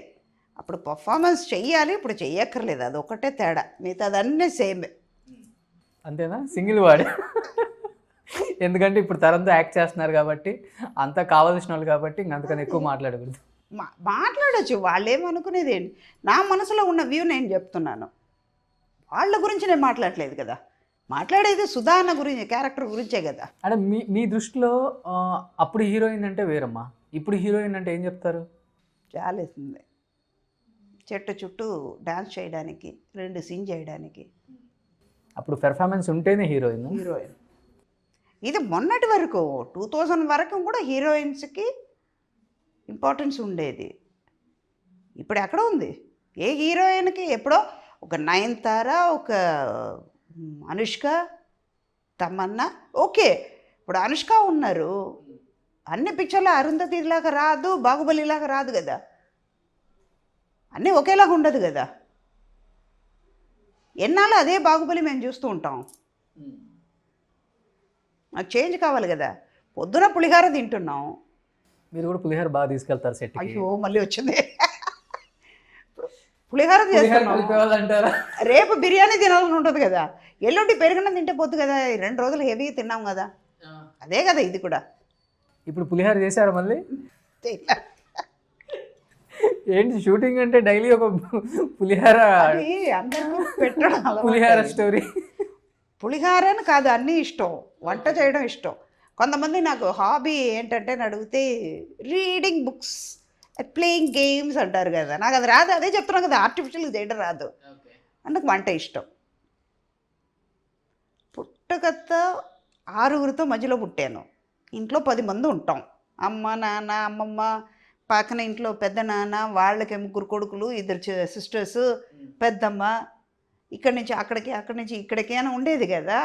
చుట్టూ 20 మంది, ఒక రోజుకి పెళ్లి వాతావరణమే ఉండేది ఇంట్లో. అలా అన్నప్పుడు మనం వెళ్ళే ప్రొఫెషన్ కూడా 50 మంది, 60 మంది, 100 మంది రోజు పెళ్లి భోజనం చేస్తున్నట్టే. అది మనం కూడా చేస్తే బాగుంటుంది కదా. చిన్నప్పుడు అదే వాతావరణం పెరిగాం కాబట్టి పెట్టడం, చేసి తీసుకెళ్ళడం, అంతే. సెట్కి రాగానే సుధా పులిహార తెచ్చిందా తీసుకురామని చెప్పండి అంట. 2 రోజుల ముందు జరిగింది నాన్న, ఎంతో కాదు. అవునా? మొన్న జస్ట్ 2 డేస్ ముందు బ్రహ్మానంద్ గారికి ఫోన్ చేస్తున్నా, ఎలా ఉన్నారు బ్రహ్మి అని. నేను ఇప్పుడు బ్రహ్మి అనే పిలుస్తాను.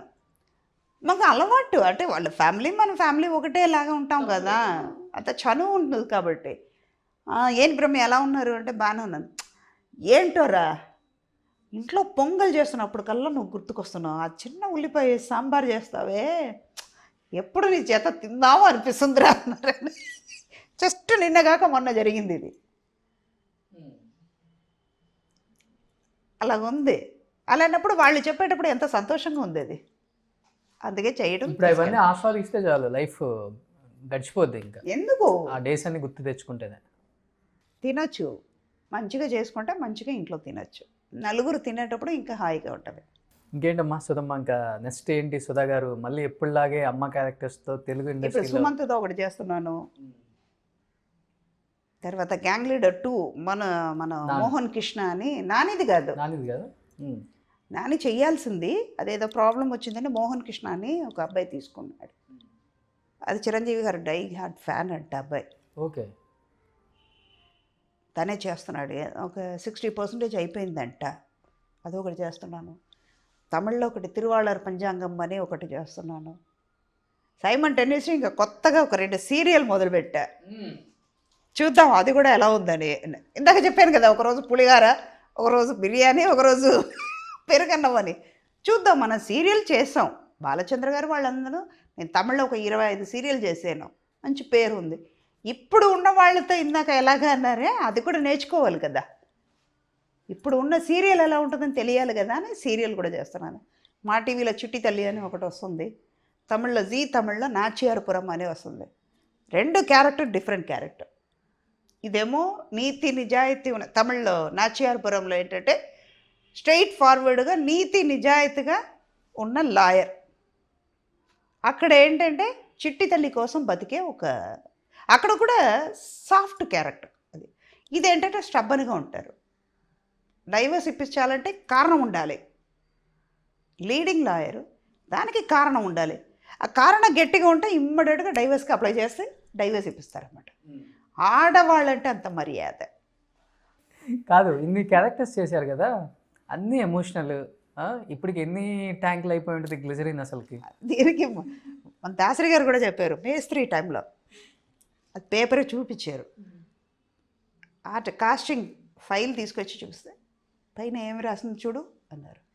దాసరి గారు, శ్రీహరి గారు, చంద్రమోహన్, సుధా రాశారు. రాసి బ్రాకెట్లో లీటర్ ఆఫ్ లీటర్స్ గ్లిజరిన్ అని రాశారు. ఏమనాలి?